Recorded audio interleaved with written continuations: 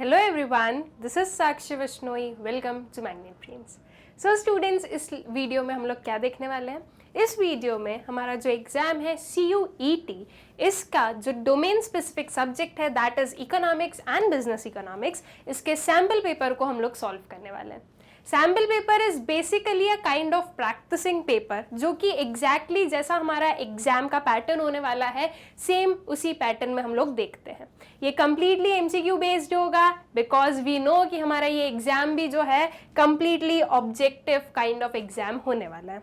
Now इस sample paper के questions को सॉल्व करने से पहले कुछ जनरल इंस्ट्रक्शंस देख लेते हैं हम लोग. सबसे पहले इसका जो टाइम अलाउड है स्टूडेंट्स वो कितना है 45 मिनट्स. ठीक है, 45 मिनट्स आपका पर सब्जेक्ट, पर डोमेन सब्जेक्ट जो है आपको 45 मिनट्स मिलेंगे जो है पूरे एग्जाम को सॉल्व करने के लिए. इसके मैक्सिमम मार्क्स होने वाले हैं कितने 200. ठीक है.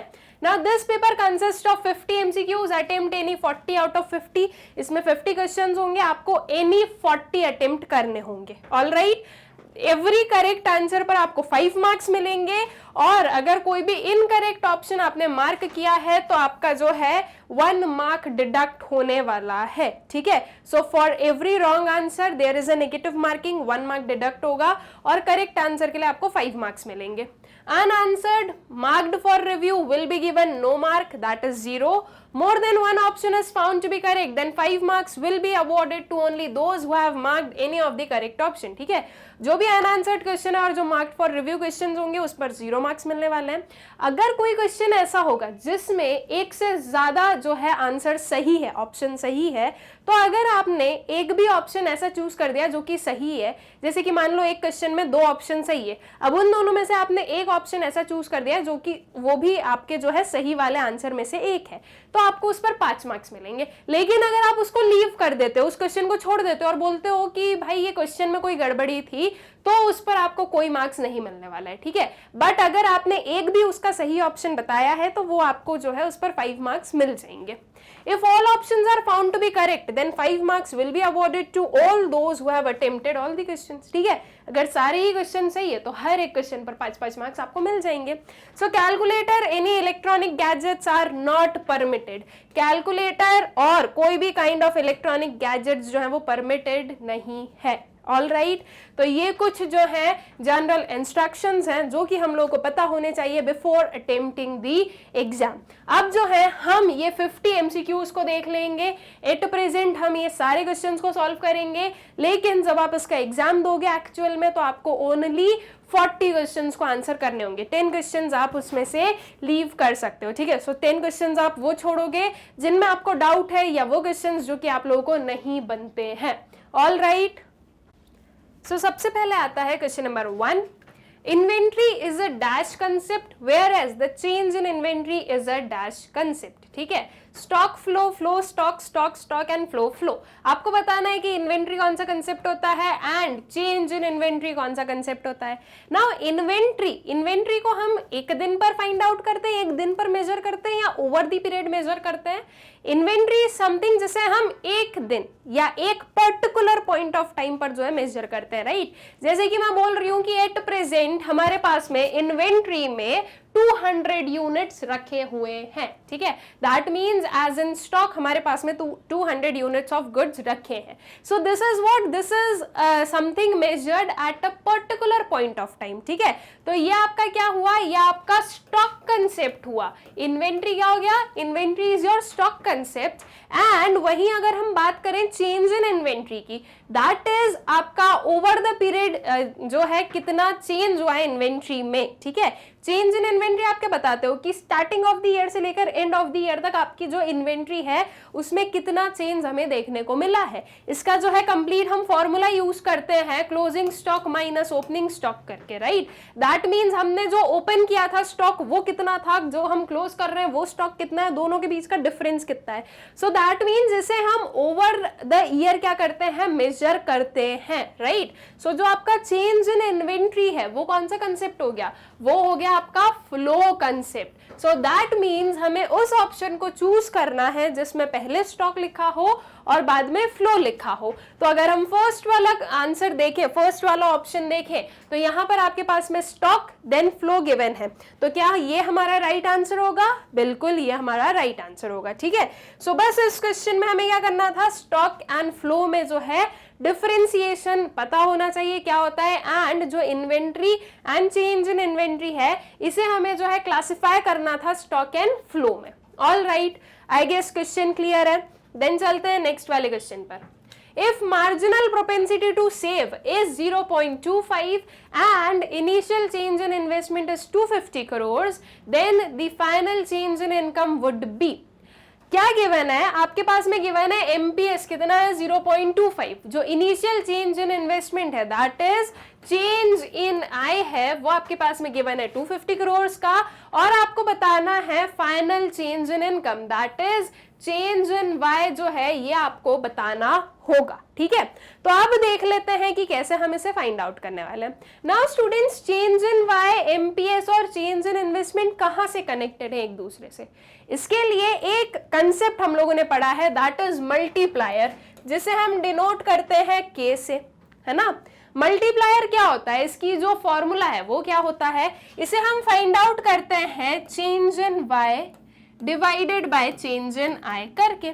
ऑल राइट, इसके अलावा और भी फॉर्मूला होता है मल्टीप्लायर को फाइंड आउट करने का। वो क्या होता है? That is K is equals to 1 divided by MPS. ठीक, नाउ एमपीएस की वैल्यू है आपके पास में दैट इज 0.25। इसकी हेल्प से आप के की वैल्यू फाइंड आउट कर लोगे। अगर वही के की वैल्यू मैं यहां पर पुट कर दूंगी तो के होगा हमारे पास में चेंज इन आई होगा, इससे आपका जो चेंज इन वाई है ये निकल जाएगा, है ना। तो बस इस चीज को सॉल्व कर दो। K is equals to 1 divided by 0.25। All right, ये इसे डिवाइड करना है, 2 डिजिट्स के पहले डेसिमल है, यहां से हटा दो डेसिमल, 2 जीरोस ऊपर हमने ऐड कर दिए, इसको डिवाइड कर दो तो ये आपके पास में आंसर कितना आ जाएगा? 4। ठीक है, that is K is equals to 4 हो गया। अब यहां पर आप लिख दोगे 4 इज इक्वल्स टू ये है आपका 250, so change in Y divided by 250। Now 250 multiplied by 4 करोगे कितना आ जाएगा आंसर? 1000। तो क्या 1000 करोड़ आपके पास में कहीं से भी आपको कोई ऑप्शन दिख रहा है? यस, हमें दिख रहा है हमारा ए वाला ऑप्शन दैट इज 1000 करोड़। तो ये हमारा क्या हो जाएगा? ये हमारा करेक्ट आंसर हो जाएगा। ठीक है, सो चेंज इन वाई की वैल्यू आ जाएगी आपकी 1000 करोड़ की। आई गेस स्टूडेंट्स की ये सारे जो एमसीक्यूज हम लोग पढ़ रहे हैं इससे रिलेटेड जो कंसेप्चुअल वीडियोस हैं, जो कंसेप्चुअल क्लैरिटी है वो आप लोगों की ऑलरेडी जो है क्लियर है। आप लोग बाकी सारी चीजें अच्छे से पढ़ चुके हो। अगर कोई भी कंसेप्ट में दिक्कत है तो उसके लिए स्टूडेंट्स मैंने बहुत ही डिटेल में एक एक वीडियो बनाया है एक एक टॉपिक के लिए। आप लोग जाकर उन वीडियोस को देख सकते हो और अपने जो कंसेप्ट हैं उन्हें अच्छे से क्लियर कर सकते हो। ठीक है, सो कैसे हमारा जो है change in Y that is final change in income जो है वो 1000 करोड़ कैसे आई है, आई गेस आप लोगों को क्लियर हो गया है। ठीक है, फिर उसके आगे चले नेक्स्ट वाले क्वेश्चन पर चलते हैं। The focus of government budget is to maximize fiscal deficit, minimize fiscal deficit, maximize expenditure और maximize revenue। जो गवर्नमेंट बजट का फोकस है वो क्या है? क्या वो मैक्सिमाइज करना चाहेंगे फिस्कल डेफिसिट को? Obviously no.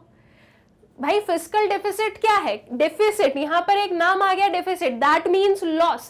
दैट मीन्स जो गवर्नमेंट है वो लॉस को क्यों मैक्सिमाइज करना चाहेगी? लॉस को थोड़ी ना बढ़ाना चाहेगी, है ना। क्या जो है फोकस रहेगा गवर्नमेंट का कि वो इस लॉस को कम करे, जितना कम हो सकता है उतना कम करे। सो मिनिमाइज फिस्कल डेफिसिट, राइट, ये चीज जो है ये हमें सही लग रही है। हमारा जो गवर्नमेंट बजट का फोकस है वो हमें लग रहा है कि मिनिमाइज करना है फिस्कल डेफिसिट को। अब उसके बाद में आप लोगों को ये कंफ्यूजन हो सकता है कि गवर्नमेंट ये भी तो सोच सकती है कि मैक्सिमाइज किया जाए रेवेन्यू को। ऑब्वियस सी चीज है, हम ये तो नहीं बोलेंगे कि मैक्सिमाइज किया जाए एक्सपेंडिचर को, क्योंकि एक्सपेंडिचर को मैक्सिमाइज करना अल्टीमेटली क्या चीज हमें देखने को मिलेगी कि हो सकता है लॉस में चला जाए, लॉस में जो है जाती जाए गवर्नमेंट, राइट। इसलिए हम इस चीज पर एकदम फोकसली नहीं बोल सकते कि गवर्नमेंट का फोकस यही है। लेकिन मैक्सिमाइज रेवेन्यू क्यों नहीं बोल रहे हैं हम? देखो सिंपल सी चीज है स्टूडेंट्स, जब हम बात कर रहे हैं कि फिस्कल डेफिसिट मिनिमाइज करना है, दैट मीन्स गवर्नमेंट का जो ये एक्सपेंडिचर एंड रेवेन्यू के बीच का गैप है इसे कम करना है। आप अगर सिर्फ और सिर्फ मैक्सिमाइज रेवेन्यू बोल रहे हो तो वो आपका एक इनकम्प्लीट आंसर आ रहा है। अगर यहाँ पर हमारे पास में ये ऑप्शन नहीं होता तो एक बार के लिए हम सोच सकते थे कि हम इस डी ऑप्शन को जो है करेक्ट चूज कर ले, लेकिन जब हमारे पास में एकदम एग्जैक्टली करेक्ट आंसर है, करेक्ट ऑप्शन अवेलेबल है, तो हमें और कहीं पर कुछ भी सोचने की बिल्कुल भी जरूरत नहीं है, right? So this would be our correct answer, that is minimize fiscal deficit. All right, I guess clear है ये क्वेश्चन। फिर चले नेक्स्ट वाले क्वेश्चन पर। An Indian real estate company receives rent from Google in New York. This transaction would be recorded on dash side of dash account. ठीक है, एक Indian real estate company है जो कि रिसीव कर रही है रेंट, किससे? गूगल से न्यूयॉर्क में। ऑल राइट, दैट मीन्स एक इंडिया की जो है कंपनी है, उसने गूगल को एक जो अपनी जो भी प्रेमाइसेस है वो रेंट पर दी। ठीक है, दैट मीन्स मनी आ रहा है हमारे पास में। ऑल राइट, न्यूयॉर्क से मनी कहाँ आ रहा है? न्यूयॉर्क से मनी आ रहा है आपकी इंडिया में। ऑल राइट, वहां रेंट इधर मिल रहा है आपको। सो दैट मीन्स कि ये हमारे लिए क्या होगा? ये हमारे लिए क्रेडिट साइड पर आएगा या डेबिट साइड पर आएगा स्टूडेंट्स? देन उसके बाद में कौन से अकाउंट में आने वाला है? आपके करेंट अकाउंट में आएगा या आपके कैपिटल अकाउंट में आएगा? आपको ये बताना होगा। ठीक है, अब सिंपल सी चीज है जो कि हमें देखनी है। सबसे पहले देख लो करेंट या कैपिटल अकाउंट। करेंट अकाउंट में हम वो सारी चीजों को रिकॉर्ड करते हैं जिसकी वजह से कोई भी काइंड ऑफ असेट या लायबिलिटी पर कोई भी इफेक्ट ना हो। वहीं जो आपका कैपिटल अकाउंट होता है वो आपके असेट, आपकी कंट्री के असेट या लायबिलिटीज में जो है कोई ना कोई चेंजेस लाता है। या तो आप बोरोइंग कर रहे हो या आप जो हो रीपेमेंट कर रहे हो लोन्स का, तो यह आपके कैपिटल अकाउंट में आता है। जो रेंट है स्टूडेंट्स, रेंट क्या कहीं से कहीं तक भी आपकी जो इकोनॉमी है उसके असेट या लायबिलिटी पर कोई इफेक्ट कर रहा है? नहीं कर रहा है। ठीक है, सो दैट मीन्स ये कैपिटल अकाउंट का पार्ट तो नहीं होगा। तो इसके हिसाब से B option and C option जो है वो हमारे कैंसिल आउट हो जाते हैं। अब हम देखें ए और डी ऑप्शन, तो एक में है आपका क्रेडिट साइड और एक में है आपका डेबिट साइड। अब आपको बताना है कि आप कहां पर इस चीज को जो है लिखने वाले हो। तो देखो, जब भी आप पेमेंट रिसीव करते हो तो वो आपका जो बैंक अकाउंट है उसमें क्रेडिट होता है, राइट? तो जब आप रिसीव कर रहे हो स्टूडेंट्स, तो दैट वुड बी क्रेडिटेड। इसलिए आपका जो ए वाला ऑप्शन है वो क्या होगा? करेक्ट, कि हम इसे नोट डाउन करने वाले हैं on the credit side of the current account. ठीक, तो A option is the correct option. ठीक है, तो यहाँ पर जो कंफ्यूजन है ना कैपिटल एंड करेंट अकाउंट में, इसमें आपको कोई भी कंफ्यूजन या कंफ्यूज नहीं होना है। ठीक है, कोई भी काइंड ऑफ का कंफ्यूजन आपको क्रिएट नहीं करना है। सीधी सी बात इतना देखो कि क्या इसकी वजह से असेट या लायबिलिटी पर कोई इफेक्ट हुआ? नहीं हुआ, तो सीधी सी बात है ये करेंट अकाउंट में आने वाला है। All right, I guess clear हो गई ये चीज। एंड कौन सी साइड पर आएगा? अगर आप लोग पेमेंट रिसीव कर रहे हो, अगर हमारी कंट्री में पेमेंट आ रहा है, so that would be recorded on the credit side, और अगर हम पे कर रहे हैं तो उसे हम रिकॉर्ड करेंगे डेबिट साइड पर। ठीक, आई गेस क्लियर है ये क्वेश्चन। फिर आ जाए नेक्स्ट वाले क्वेश्चन पर। Identify the correctly matched pair of items in column A to that of column B. ठीक है, आपके पास में दो कॉलम है और आपको इसमें से बताना है कि कौन सा पेयर है जो कि करेक्टली मैच्ड पेयर है। ऑल राइट, फर्स्ट वाला है सप्लाई ऑफ मनी, इसके साथ में लिखा है money in circulation at a point of time. Second is stock of money, supply of money considered over a period of time. Then flow of money, money held by public and bank today. Reserve money, supply of money studied at a point of time. अब बहुत ही simple सा इसमें से हमें जो है हमारा आंसर मिलने वाला है। मनी सप्लाई क्या होता है? सप्लाई ऑफ मनी क्या होता है? That is the total money in circulation eight a particular point of time. क्या ये चीज सही लिखी है? Money in circulation at a point of time, right? यही होता है money supply, that is supply of money या मनी सप्लाई, आप उसको बोलो, यही चीज होती है। सो दैट मीन्स आपका जो 1A है ये आपका करेक्टली मैच्ड पेयर है। ठीक है, वहीं अगर हम 2B, 3C एंड 4D की बात करें तो ये कहीं से कहीं तक भी जो है करेक्टली मैच्ड पेयर्स नहीं है। तो आपका जो करेक्ट ऑप्शन होगा इनमें से वो कौन सा हो जाएगा, आपका ऑप्शन नंबर ए, जो कि हमें बता रहा है 1A वाला जो हमारा पेयर है वो। All right, I guess clear. Then चलते हैं नेक्स्ट वाले क्वेश्चन पर। Study of population in India is an example of, जो स्टडी ऑफ पॉपुलेशन है इंडिया में वो किसका एग्जाम्पल है, मैक्रो इकोनॉमिक्स का, माइक्रो इकोनॉमिक्स का, both A and B and none of these. Study of population, ठीक है, पॉपुलेशन की जो स्टडी करते हैं हम लोग वो माइक्रो इकोनॉमिक्स लेवल पर करते हैं, मैक्रो इकोनॉमिक्स लेवल पर करते हैं। माइक्रो इकोनॉमिक्स का मतलब क्या हो गया कि आप इंडिविजुअल लेवल पर स्टडी कर रहे हो, और वहीं जब हम मैक्रो इकोनॉमिक्स बोलते हैं तो उसका मतलब क्या होता है कि आप एक एग्रीगेट, एक होल लेवल पर क्या कर रहे हो, बात कर रहे हो। तो जब हम पॉपुलेशन को स्टडी करने की बोल रहे हैं तो क्या आप इंडिविजुअली जो है स्टडी करोगे, नहीं, हम एज एन होल बात करते हैं, ठीक है, पूरी पॉपुलेशन की हम बात करने वाले हैं। सो दैट मीन्स कि जो स्टडी ऑफ पॉपुलेशन है वो किस पर्टिकुलर चीज का एग्जाम्पल है, किसकी स्टडी है, कौन से हमारे ब्रांच की स्टडी है, दैट इज मैक्रो इकोनॉमिक्स। तो आपका करेक्ट ऑप्शन क्या हो जाएगा, your option A, that is मैक्रो इकोनॉमिक्स, ठीक है। देन चले नेक्स्ट वाले क्वेश्चन पर।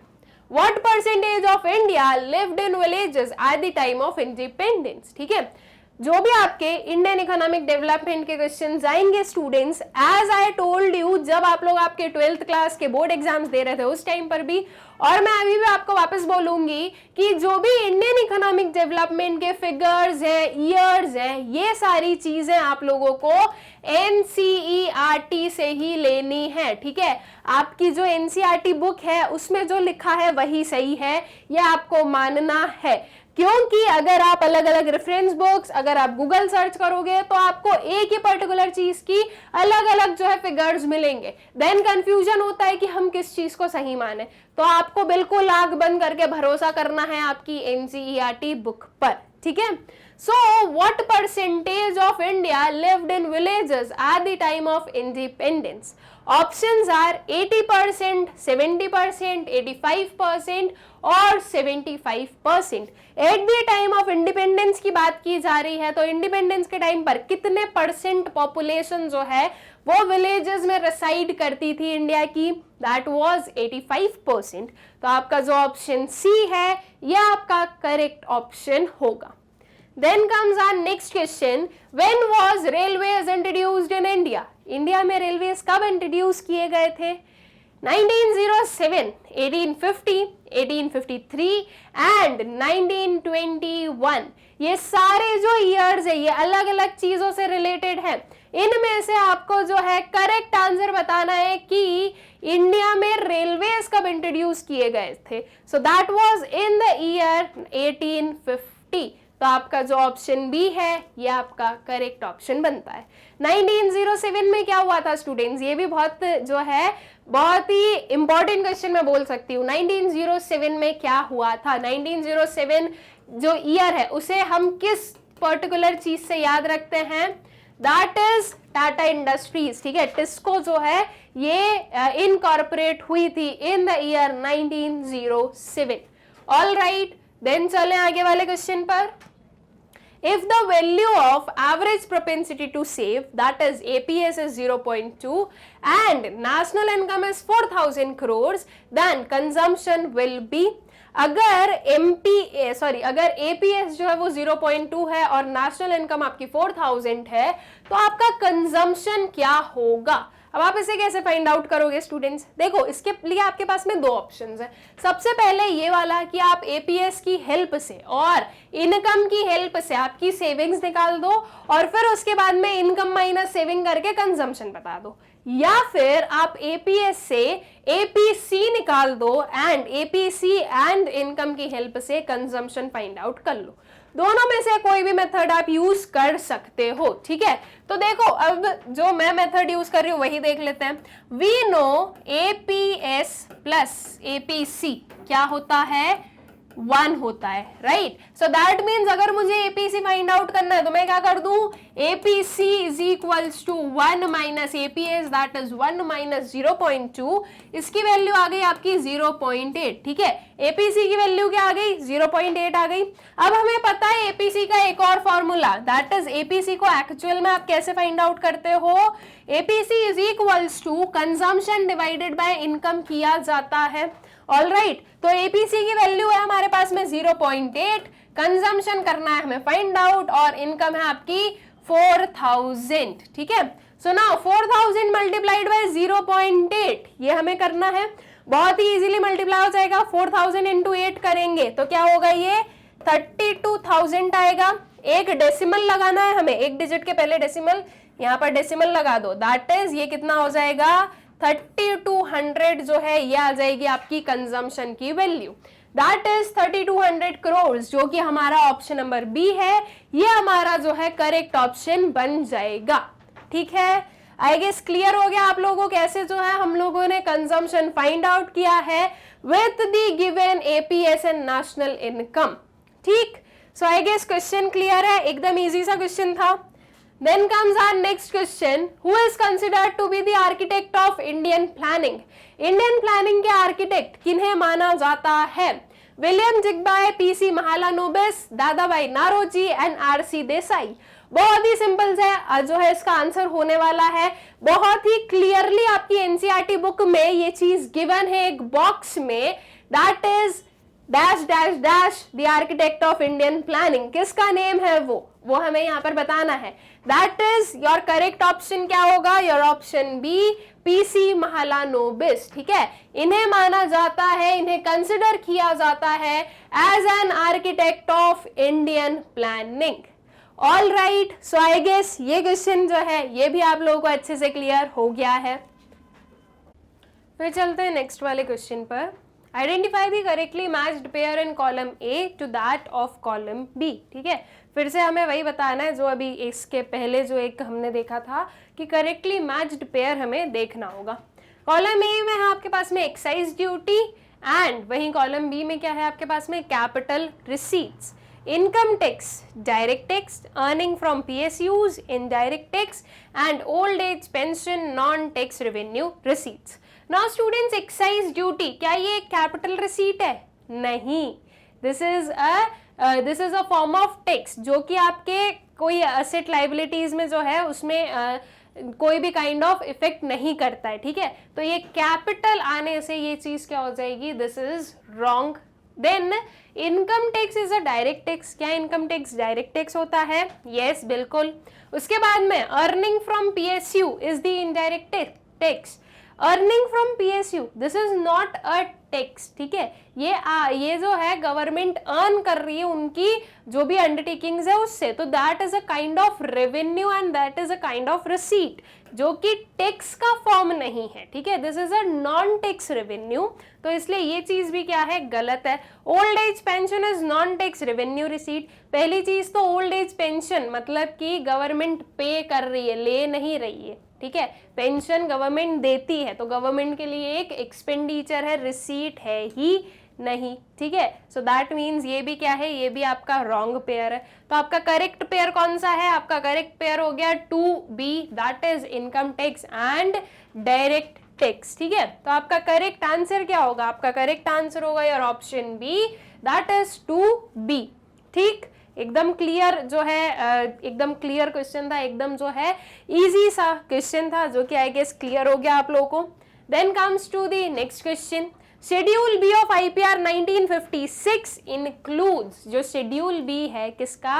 आईपीआर 1956 का। ये क्या इंक्लूड करता है? इसमें 3 शेड्यूल्स होते हैं स्टूडेंट्स, 3 शेड्यूल्स में से जो शेड्यूल ए है उसमें कौन सी इंडस्ट्रीज आती है? उसमें आती है आपकी वो इंडस्ट्रीज जो कि सिर्फ और सिर्फ गवर्नमेंट ओन्ड होंगी। देन कम्स शेड्यूल बी, इसमें वो इंडस्ट्रीज आती हैं जिसमें कि गवर्नमेंट एंड प्राइवेट सेक्टर दोनों होता है। पहले जो है जो कोर चीजें हैं वो वो गवर्नमेंट अंडरटेक करती है, सेटअप गवर्नमेंट करती है, एंड देन प्राइवेट सेक्टर जो है वो इसमें क्या करता है, इसमें एंटर करता है एंड प्रोजेक्ट्स को अंडरटेक करता है।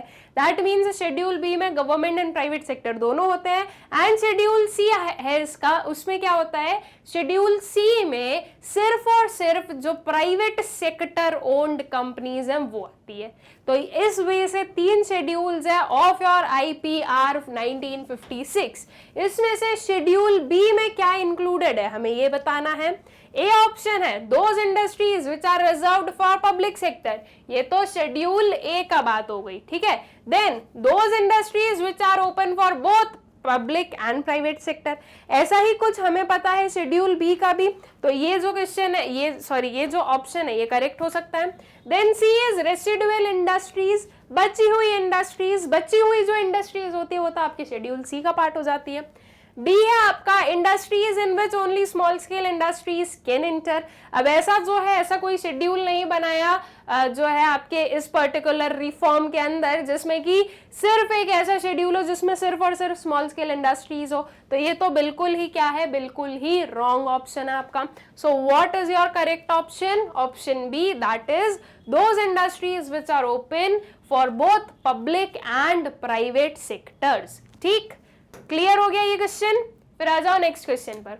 विच of the following statement is true, इनमें से कौन सी स्टेटमेंट ट्रू है हमें बताना है।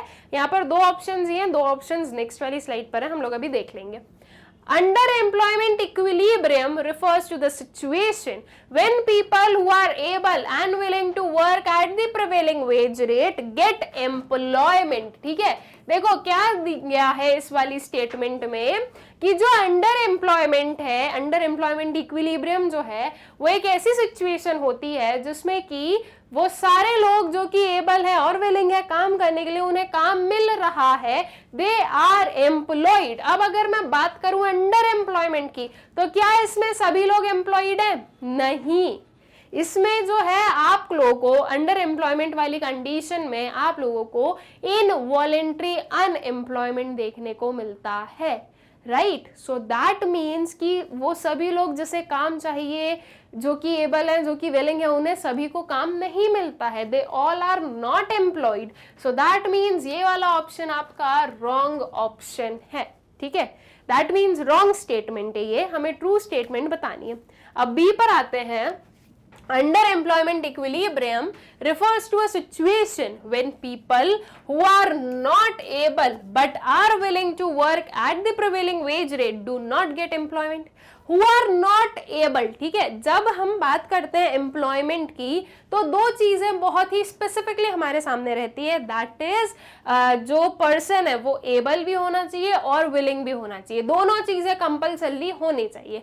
अगर एक पर्सन एबल नहीं और अगर वो विलिंग है और वो एम्प्लॉयड नहीं है तो भी हम उसे नहीं बोलेंगे कि ये एम्प्लॉयड नहीं है, ठीक है, because he is not able to work, ठीक है, वो काम नहीं कर सकते XYZ किसी भी रीजन की वजह से। So when a person is not able तो हम जो है उसे एम्प्लॉयमेंट वाली कैटेगरी में इंक्लूड ही नहीं करते हैं। सो दैट मीन्स ये वाला ऑप्शन भी हमारा क्या होगा, ये वाला ऑप्शन भी हमारा करेक्ट नहीं है, ठीक है, बिकॉज वो तो अंडर एम्प्लॉयमेंट में क्या फुल एम्प्लॉयमेंट इक्विलिब्रियम पर भी उन लोगों को काम नहीं मिलता है, ठीक है, they are not employed. Then C option है full employment equilibrium refers to the situation when people who are not able but are willing to work at the prevailing wage rate do not get employment, ठीक है। Full employment में अब क्या बोला जा रहा है कि ये वो सिचुएशन है जिसमें वो सारे लोग जो कि एबल नहीं हैं काम करने के लिए लेकिन they are willing to work, उन्हें काम नहीं मिल रहा है। अब ये वाली सिचुएशन हम लेंगे ही नहीं क्योंकि फुल एम्प्लॉयमेंट, ठीक है, फुल एम्प्लॉयमेंट में हम बोलते हैं कि सारे लोग जिन्हें काम चाहिए उन्हें काम मिल रहा है, all those who are able and willing they get work. लेकिन अब यहाँ पे बोला गया नॉट एबल, तो not able and not working ये जो चीजें हैं ये कहीं से जो है प्रॉपरली लिंक नहीं करती है, इसलिए इस वाली स्टेटमेंट को भी हम ट्रू नहीं बोलेंगे। Then full employment equilibrium refers to the situation when people who are able and willing to work at the prevailing wage rate get employment. जो आपकी लास्ट स्टेटमेंट है वो क्या बोल रही है कि फुल एम्प्लॉयमेंट इक्विलिब्रियम एक ऐसी सिचुएशन है जिसमें वो सारे लोग जो कि एबल हैं और विलिंग है वर्क करने के लिए, प्रिवेलिंग वेज रेट पर वर्क करने के लिए उन्हें काम मिल रहा है। This is what we call full employment equilibrium, right. तो हमारी करेक्ट या ट्रू स्टेटमेंट हम किसे बोलेंगे, हमारे ऑप्शन डी को, ठीक है, बिकॉज ये स्टेटमेंट जो है ये एकदम क्या है, करेक्ट है। All right, I guess clear हो गया ये क्वेश्चन आप लोगों को अच्छे से, ठीक है। बहुत ही क्लियरली जो है यहाँ पर वेरियस चीजें गिवन थी। आप अगर इसको प्रॉपरली कीनली ऑब्जर्व करके पढ़ोगे तो एक बार में आप आंसर पर पहुंच सकते हो। और अगर आपने जल्दी जल्दी में बीच में जो है एक दो वर्ड छोड़ दिए जैसे कि नॉट और ये और वो, तो ऐसे में जो है आपको कंफ्यूजन हो जाएगा, आप खुद कंफ्यूज हो जाओगे और आपको फिर से पढ़ना पड़ेगा। That will consume your time. तो इसलिए हर क्वेश्चन को आपको जो है बहुत ही कीनली ऑब्जर्व करना है, बहुत ही जो है बहुत ही कंसंट्रेशन के साथ में पढ़ना है कि आपको वापस पढ़ने की जरूरत ना पड़े, ठीक। फिर चले नेक्स्ट क्वेश्चन पर। Hired workers are those, hired workers कौन होते हैं, who work for others, who are not self-employed, who are engaged in their own business, option D both A and B, ठीक है। तो hired workers that means वो workers जो कि किसी और के लिए काम कर रहे हैं, ठीक है। जैसे कि एकदम सिंपल सा exam, I am working on magnet brain, so मैं क्या हूं, मैं एक हायर्ड वर्कर हूं। अगर मैं मैग्नेट ब्रेन्स की ओनर होती तो मैं एक सेल्फ एम्प्लॉयड पर्सन होती, ठीक है। बट एट प्रेजेंट मैं क्या हूं, एट प्रेजेंट मैं एक हायर्ड वर्कर हूं, ठीक है। Magnet brains had hired me, I am working for magnet brains, ठीक है। तो ये होता है क्या, हायर्ड वर्कर। अब मैं इस पर्टिकुलर पॉइंट पर अगर मैं सिर्फ और सिर्फ इस सिनेरियो की बात करूं तो मैं सेल्फ एम्प्लॉयड नहीं हूं। तो हायर्ड वर्कर्स वो लोग होते हैं जो कि दूसरों के लिए काम करते हैं, साथ ही साथ वो लोग होते हैं जो कि सेल्फ एम्प्लॉयड नहीं है, ठीक है। तो इसमें आपका करेक्ट ऑप्शन होगा यार option D both A and B. Who are engaged in their own business, तो इन्हें हम हायर्ड वर्कर्स कहेंगे ही नहीं, ठीक है। These are self-employed person, ठीक है। तो इसलिए आपका सी ऑप्शन करेक्ट नहीं होगा, आपका option A and option B would be the correct option, ठीक। फिर चले नेक्स्ट वाले क्वेश्चन पर।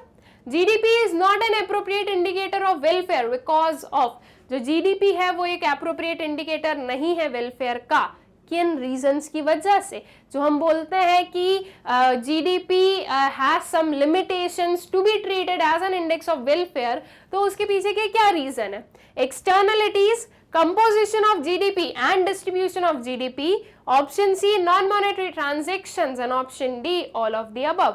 तो जब हम बात करते हैं जीडीपी एंड वेलफेयर की तो कुछ ये सारे लिमिटेशंस हमें देखने को मिलते हैं क्या, बिल्कुल मिलते हैं। एक्सटर्नलिटीज कैन बी पॉजिटिव और नेगेटिव। क्या होती है एक्सटर्नलिटीज, ये होता है कि आपके एक्शन की वजह से किसी भी थर्ड पार्टी पर पॉजिटिव या फिर नेगेटिव इम्पैक्ट पड़ना, and for that you are not penalised और यू आर नॉट रिवॉर्डेड, ठीक है। अगर पॉजिटिव जो है इफेक्ट है तो आपको कोई रिवॉर्ड्स नहीं मिलता, और अगर आपको नेगेटिव इफेक्ट जो है आपकी वजह से कोई नेगेटिव इफेक्ट हो रहा है तो आपको जो है कोई भी काइंड ऑफ पेनाल्टी आपके ऊपर चार्ज नहीं की जाती है, ठीक है। लेकिन अगर हम देखें तो वो जो बेनिफिट या हार्म है वो एक्चुअली में आपके जीडीपी में इंक्लूड होना चाहिए, क्योंकि उसकी वजह से या तो आपका जीडीपी ओवर एस्टिमेट या अंडर एस्टिमेट हो रहा है आप अगर उसे नहीं इंक्लूड कर रहे हो तो, right. So that means this is a limitation.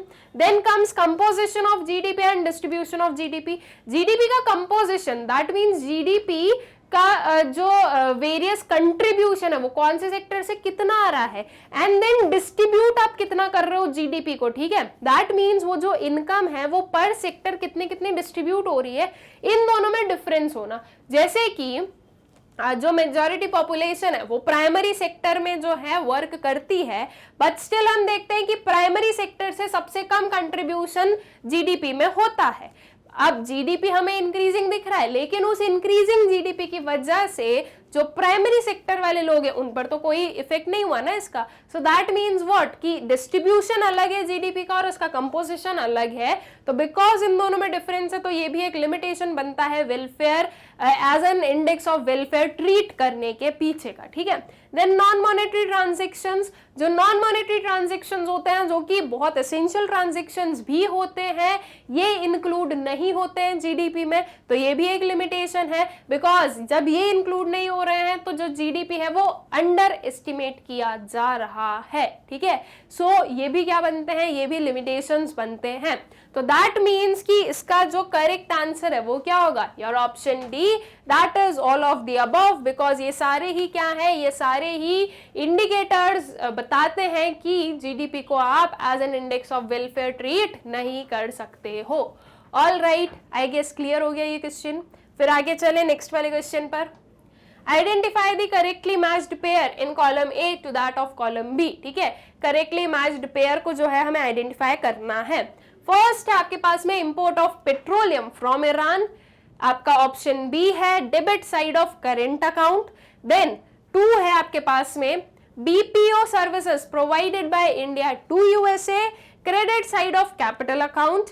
3 है आपके पास में इन्वेस्टमेंट बाय सऊदी अमेरिको in RIL, debit side of capital account. Then comes export of spices to Greece, debit side of current account. तो बेसिकली ये जो आपका balance of payment से रिलेटेड क्वेश्चन है, अब आपको बताना है कि कौन सा जो है सही है। फर्स्ट वाला अगर हम देखें, import of petroleum from Iran, Iran से पेट्रोलियम इंपोर्ट किया गया, पेट्रोलियम आया हमारे पास में, अब इंडिया को जो है ईरान को क्या करना पड़ेगा, पेमेंट करना पड़ेगा। दैट मीन्स हमारे पास से जो मनी है वो जा रहा है, जब मनी जाता है तो हम क्या करते हैं, उसे डेबिट करते हैं, तो debit side is the correct one. अब करेंट अकाउंट में करोगे या आप कैपिटल अकाउंट में करोगे, तो पेट्रोलियम जो है स्टूडेंट्स वो आपकी बोरोइंग्स नहीं है, ठीक है, या आप उसको रीपे नहीं कर रहे हो। सो दैट मीन्स कि ये चीज जो है ये करेंट अकाउंट का ही पार्ट होगी। So debit side of current account is the correctly matched pair. लेकिन अभी जो है हम 2, 3 और 4 को चेक करेंगे, ठीक है। 2 बोल रहा है BPO services provided by India to USA, credit side of capital account. देखो इंडिया ने जो है बीपीओ सर्विसेज प्रोवाइड की किसको, यूएसए को, यूएसए हमें उसके लिए क्या करेगा, पेमेंट करेगा, ठीक है, वो सैलरीज पे करेगा। सो ऑब्वियस ही चीज है, जब मनी हमारे पास में आ रहा है तो हम उसे क्रेडिट करेंगे, तो ये चीज तो सही है। लेकिन आप कौन से अकाउंट में क्रेडिट करोगे, कैपिटल या करेंट में, that would be in current account, because ये असेट या लायबिलिटी पर अफेक्ट नहीं कर रहा है। तो क्योंकि यहाँ पर कैपिटल अकाउंट है इसलिए ये रॉन्ग पेयर है, ठीक है। देन इन्वेस्टमेंट बाय सऊदी अमेरिको इन RIL, अब इन्वेस्टमेंट किया गया, इन्वेस्टमेंट किया गया मतलब कि this is a kind of क्या, असेट में इंक्रीज, दैट मीन्स ये आपके कैपिटल अकाउंट का पार्ट होगा, सही चीज।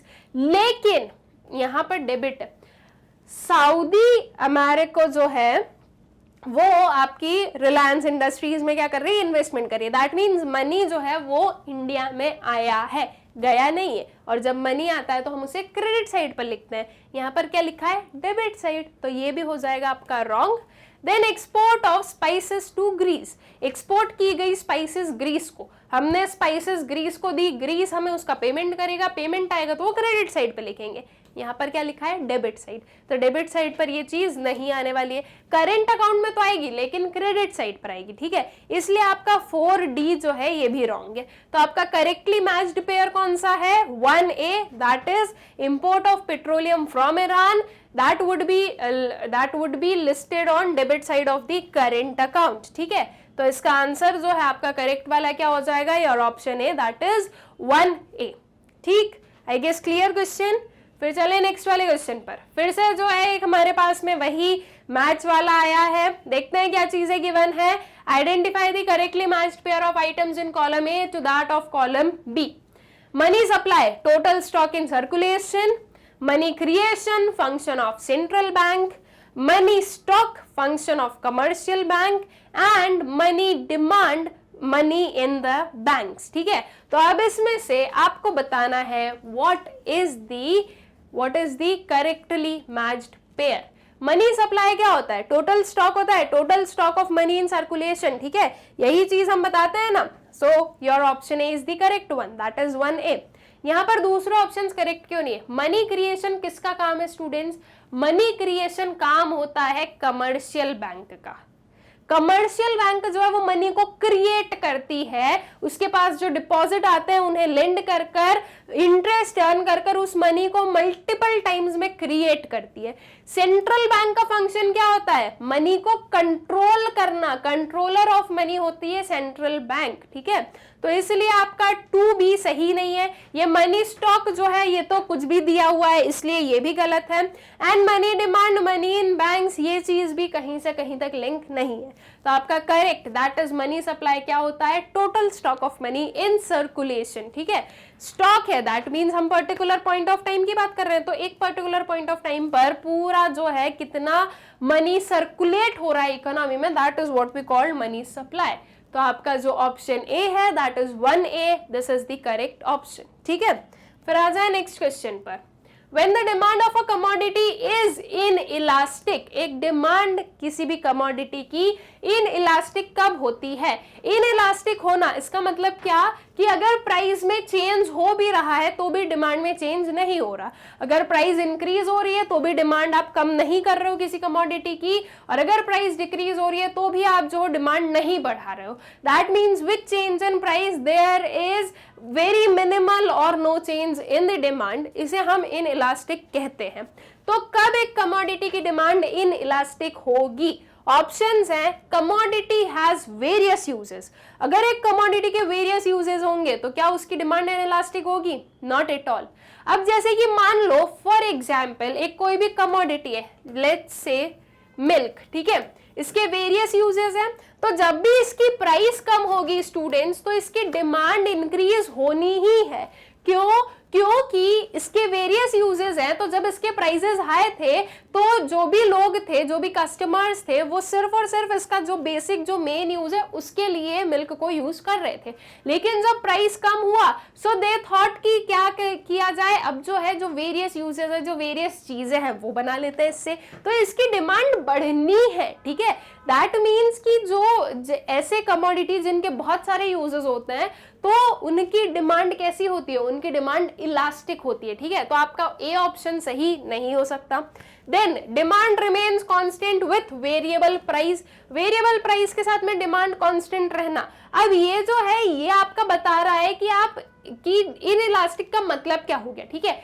हमें बताना है कि when the demand is inelastic, कब इनइलास्टिक होगी, तो ये एप्रोप्रिएट आंसर नहीं है।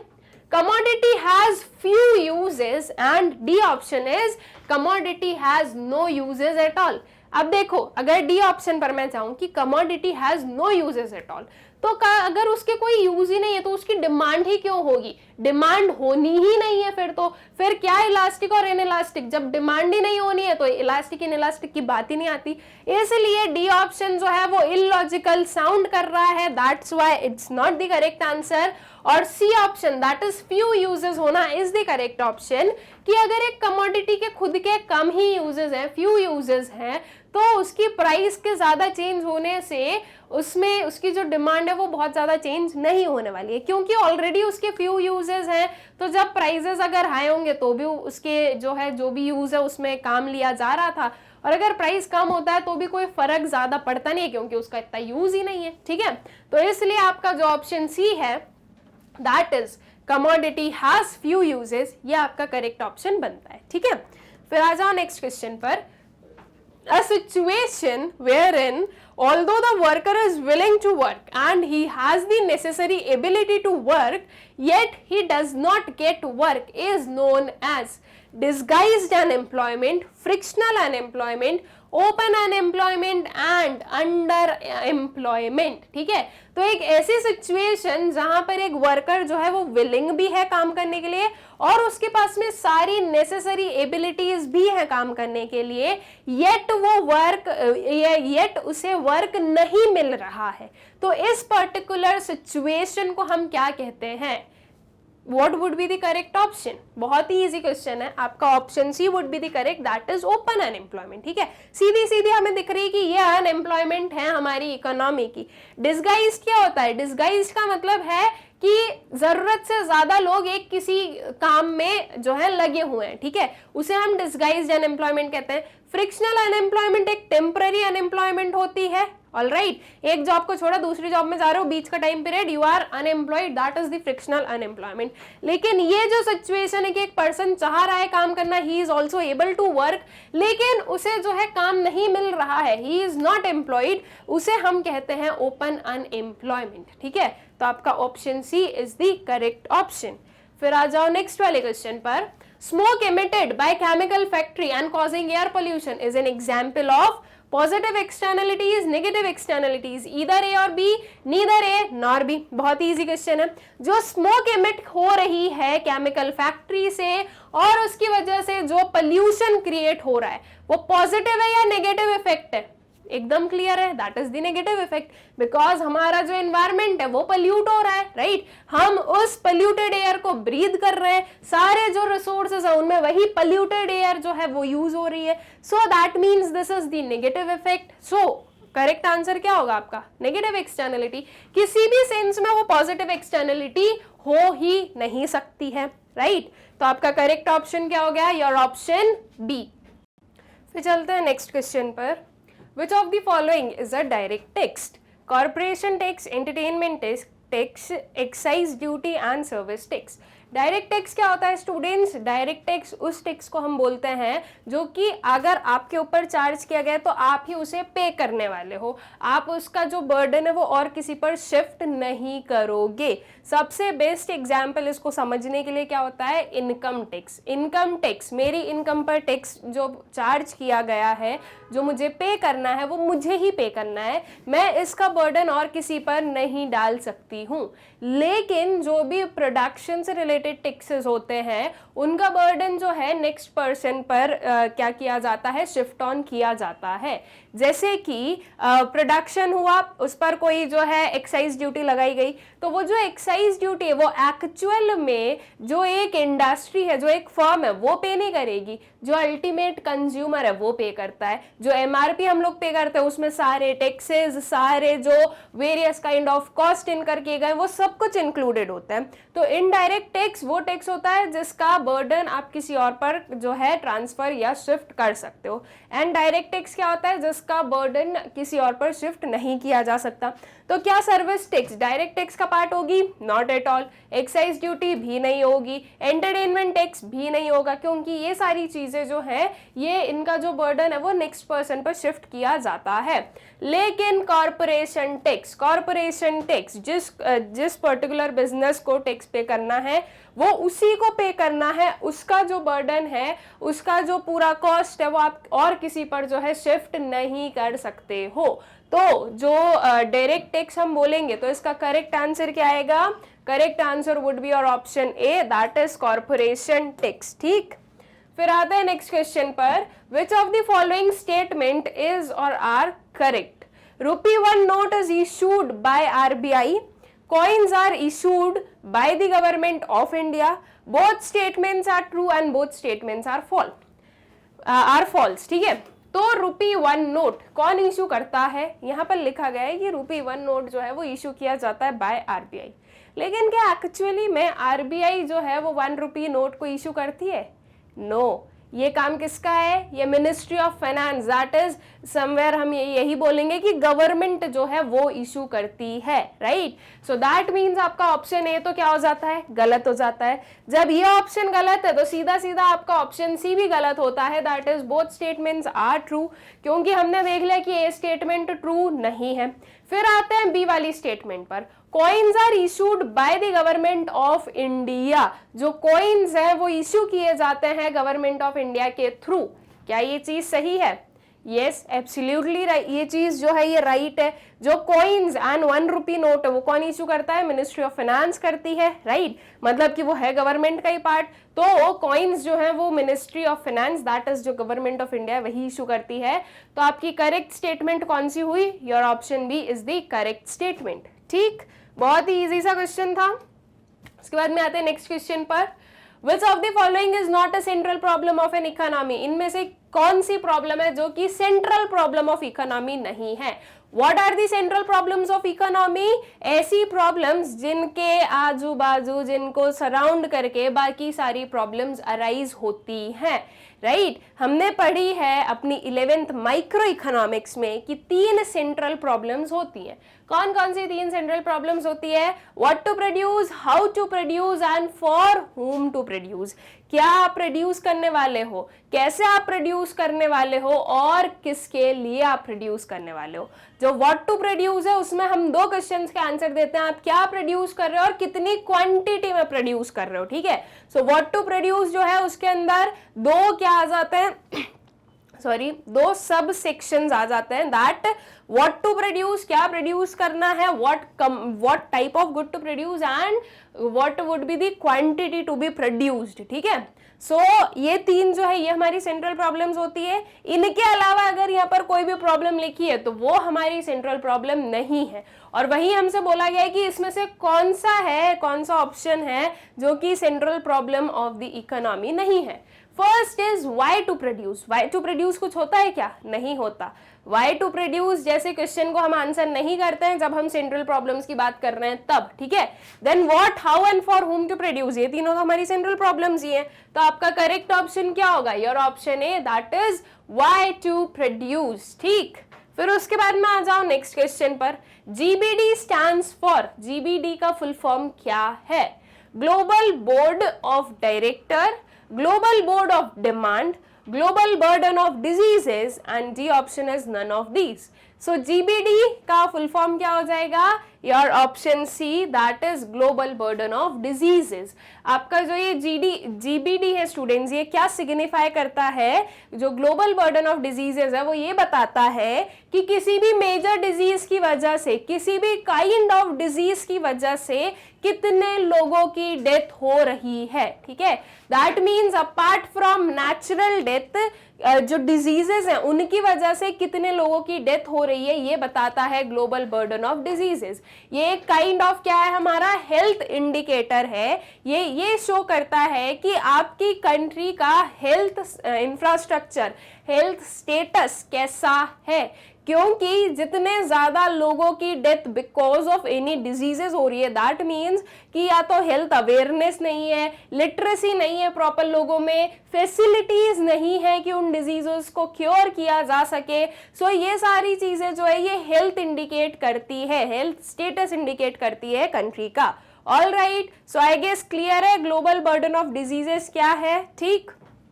फिर आ जाते हैं नेक्स्ट वाले क्वेश्चन पर। The study of national income is related to micro economics, macro economics, both micro and macro, and D option is none of these. बहुत ही सिंपल है इस क्वेश्चन को आंसर करना, सीधी सी बात है। नेशनल इनकम आपने कौन सी बुक में पढ़ा है, बस वही उसकी स्टडी हो जाएगी। नेशनल इनकम जो है वो हम मैक्रो इकोनॉमिक्स में पढ़ते हैं, तो नेशनल इनकम जो है वो एक मैक्रो इकोनॉमिक्स की स्टडी है। और इसके अलावा कि कौन सी बुक में पढ़ा है, इसके अलावा आप इसका आंसर कैसे कर सकते हो कि नेशनल इनकम, इसका मतलब कि पूरे नेशन की इनकम है, पूरा नेशन। इट मींस हम लोग एग्रीगेट ले रहे हैं, एंड जहां पर एग्रीगेट लिए जाते हैं वो स्टडी मैक्रो इकोनॉमिक स्टडी हो जाती है। जब हम इंडिविजुअल यूनिट्स की बात करते हैं तब माइक्रो इकोनॉमिक स्टडी होती है। All right, I guess clear है क्वेश्चन। फिर आ जाए नेक्स्ट वाले क्वेश्चन पर। Which of the following are indicators of health? क्या है इनमें से इंडिकेटर्स ऑफ हेल्थ, ठीक है। इनमें से कौन कौन से जो है हेल्थ के इंडिकेटर्स हैं? ऑप्शंस है infant mortality, B is maternal mortality rate, C is nutritional levels, and D all of these. Health indicators हमें बताना है। तो देखा जाए स्टूडेंट्स तो ये तीनों ही क्या है? ये तीनों ही आपके हेल्थ इंडिकेटर्स है, right. Infant mortality rate, that is पर 1000 लाइफ बर्थ कितने इन्फेंट्स हैं जिनकी डेथ हो जाती है, ठीक है। कौन सी एज? इन्फेंट की एज क्या होती है? 0 to 1 ईयर्स की। सो दैट मीन्स कि जितना ज्यादा हाई है ये बता रहा है कि उतनी ही ज्यादा आपकी जो कंट्री का हेल्थ स्टेटस है वो लो है, ठीक है। Maternal mortality rate, while giving birth कितनी मदर जो उनकी डेथ हो जाती है। अब डेथ होना ये कब होगा? जब कोई काइंड ऑफ किसी भी काइंड ऑफ की डेफिशिएंसी है बॉडी में, कोई और प्रॉब्लम अराइज हो गई है। दैट मीन्स कहीं ना कहीं यही इंडिकेट कर रहा है कि हेल्थ जो है वो सही नहीं है, ठीक है। न्यूट्रिशनल लेवल्स, वेरियस जो न्यूट्रिशनल लेवल्स है अलग अलग ग्रुप ऑफ पीपल में, वो कैसा है, अगर प्रॉपर न्यूट्रिशियस लेवल होगा हमारी बॉडी में तो हम हेल्दी फिट रहेंगे और हम जो है किसी भी वर्क को बहुत ही एक्टिवली कर पाएंगे। वहीं अगर न्यूट्रिशंस नहीं है तो एन नंबर ऑफ डिजीजेस हमें हो सकती है, वीकनेसेस हो सकती है और भी जो है प्रॉब्लम्स अराइज हो सकती है। दैट मीन्स कि ये तीनों ही चीजें जो है ये हेल्थ को इंडिकेट करती है, राइट। तो आपका करेक्ट ऑप्शन क्या होगा, your option D, that is all of these, ठीक। फिर आ जाए नेक्स्ट क्वेश्चन पर। Identify the correct pair as given in column B by matching them with respective concept in column A, ठीक है। करेक्ट पेयर आपको बताना है, ठीक है, कि कौन सा जो है आपके column A and column B में करेक्टली मैच्ड पेयर है। यहाँ पर आपके पास में सिर्फ 2 है और 2 बचे हुए जो है हमारे 3 और 4 वो आपको नेक्स्ट वाली स्लाइड पर दिख जाएंगे। फर्स्ट है आपका reduction in the value of domestic currency bye the government, devaluation, ठीक है। बेसिकली यहाँ पर जो है हम devaluation, depreciation, appreciation and revaluation को पढ़ने वाले हैं।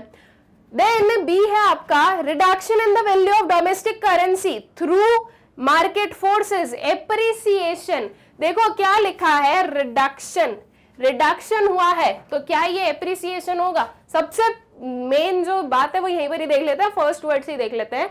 जब रिडक्शन हो रहा है तो क्या एप्रिसिएशन होगा, नहीं, this have to be depreciation. अगर ये आगे की पूरी लाइन भी सही हम लोग पढ़ रहे हैं तो जब मार्केट फोर्सेस की वजह से रिडक्शन होता है किसमें, आपकी जो डोमेस्टिक करेंसी है उसकी वैल्यू में, तो उसे हम डेप्रिसिएशन कहते हैं। जब गवर्नमेंट इंटेंशनली आपकी जो करेंसी है, आपकी जो डोमेस्टिक करेंसी है उसकी वैल्यू अगर रिड्यूस करती है, ओके, दैट इज व्हाट, कि मार्केट फोर्सेस से नहीं हो रहा है, गवर्नमेंट कर रही है, तो उसे हम डीवैल्यूएशन कहते हैं। मतलब कि जो फर्स्ट वाला है वो सही है, हमारा फर्स्ट 1A जो है वो सही मैच्ड है। आगे देखते हैं और क्या चीजें हैं। इंक्रीज इन द वैल्यू, अब यहाँ पर क्या है, इंक्रीज है, यहाँ पर मैं देखूं तो क्या है, डेप्रिसिएशन है। दैट मीन्स फिर से इंक्रीज एंड डेप्रिसिएशन एक साथ में आ ही नहीं सकते। और आगे क्या लिखा है, increase in the value of domestic currency bye the government. इसे क्या बोला जाता है स्टूडेंट्स, जब इंक्रीज होती है जो डोमेस्टिक करेंसी है उसकी वैल्यू गवर्नमेंट जब करती है तो उस पर्टिकुलर फिनोमेना को क्या बोला जाता है, दैट इज कॉल्ड रीवैल्यूएशन, ठीक है। डेप्रिसिएशन हो ही नहीं सकता है। Then increase in the value, अब इंक्रीज है, ठीक है, रिवैल्यूएशन आगे देखते हैं और क्या चीजें गिवन है। Increase in the value of domestic currency through market forces, जब मार्केट फोर्सेस से इंक्रीज होती है जो वैल्यू है तो उसे हम एप्रिसिएशन बोलते हैं, रिवैल्यूएशन नहीं बोलते। जब गवर्नमेंट इंटेंशनली करती है तो उसे रिवैल्यूएशन या डिवैल्यूएशन बोला जाएगा। एंड जब मार्केट फोर्सेस से वैल्यू चेंज होती है so that is known as depreciation और एप्रिसिएशन, ठीक है। So that means 3C and 4D भी हमारे करेक्टली मैच्ड पेयर नहीं है। तो इसके अकॉर्डिंग आपका करेक्ट आंसर क्या होगा, your option A, that is 1A, ठीक। फिर आगे चले नेक्स्ट क्वेश्चन पर। Hospitals and universities are the part of, जो हॉस्पिटल्स और यूनिवर्सिटीज हैं वो किसका पार्ट है, social infrastructure, economic infrastructure, political infrastructure and legal infrastructure. बहुत ही सिंपल सा आंसर है। जो हॉस्पिटल एंड यूनिवर्सिटीज हैं वो किस चीज में हेल्प करती है, सोसाइटी के वेलफेयर में। और जो ऐसे काइंड ऑफ चीजें होती है वो कौन से इंफ्रास्ट्रक्चर के अंडर आएगी, दैट इज सोशल इंफ्रास्ट्रक्चर। तो आपका करेक्ट ऑप्शन क्या होगा, योर ऑप्शन ए, ठीक। फिर आ जाओ नेक्स्ट क्वेश्चन पर। Which of the following can cause an increase in demand, इनमें से क्या है जो कि इंक्रीज इन डिमांड में लीड कर सकते हैं। ऑप्शंस हैं increase in the price of substitute good, option B decrease in the income in case of inferior goods, option C both of the above and option D none of the above. क्या बोला गया है, increase in demand. जब increase की हम बात कर रहे हैं सो दैट मीन्स कि खुद की जो एक कमोडिटी है उसकी खुद की प्राइस को छोड़कर कोई और फैक्टर्स की वजह से डिमांड जो है वो बढ़ी है। ऑप्शन देखो क्या है, increase in price of substitute goods, ठीक है। 2 चीजें ले लो, ए एंड बी। दोनों एक दूसरे के क्लोज सब्स्टिट्यूट है। मान लो दोनों के प्राइस जो है एट प्रेजेंट 10 है। अब हमारी जो गिवन कमोडिटी है उसे आप क्या मानो बी है, ठीक है, and A is are substitute good. अब इसका प्राइस बढ़ा, ए का प्राइस बढ़ा, 12 रुपीज हो गया है। तो as we know general tendency of human being, जब प्राइस बढ़ते हैं तो डिमांड कम होती है। ये जो प्राइस बढ़ा है इसकी वजह से यहाँ से डिमांड कम हुई। अब डिमांड कम हुई तो क्या ये लोग कुछ भी परचेज नहीं कर रहे हैं? ऐसा नहीं है। ऐसा क्यों नहीं है? क्योंकि इस पर्टिकुलर प्रोडक्ट का जो प्राइस है वो तो चेंज नहीं हुई, वो तो कांस्टेंट है ना। तो यहाँ के लोग यहाँ पर शिफ्ट हो गए, ठीक है, यहाँ पर शिफ्ट हो गए, तो इसकी जो डिमांड दैट इज जो बी गुड की डिमांड है वो इंक्रीज हो गई, है ना। तो दैट मीन्स कि जो ऑप्शन ए है वो हमारा सही है, that is increase in the price of substitute goods, जो है ये सही है। अभी जो है इसका ऑप्शन बी भी देखते हैं कि क्या गिवन है।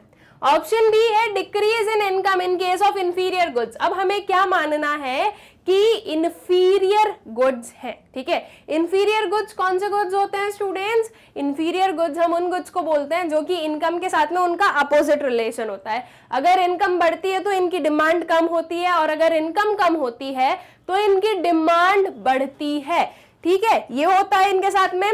तो अगर इंफीरियर गुड्स में हम बात करें, ठीक है, सबसे पहले क्या हुआ है, इनकम जो है वो हो गई डिक्रीज। अब इनकम अगर डिक्रीज होती है तो वी नो इंफीरियर गुड्स की जो डिमांड है वो बढ़ेगी, क्योंकि अब जो लोग हैं वो नॉर्मल गुड्स को अफोर्ड नहीं कर सकते, तो वो कम जो एक लो क्वालिटी के गुड्स हैं उनको परचेज करेंगे, ठीक है। तो what decrease in income, there is a increase in demand, और यहाँ पर हमें इंक्रीज इन डिमांड ही बताना है।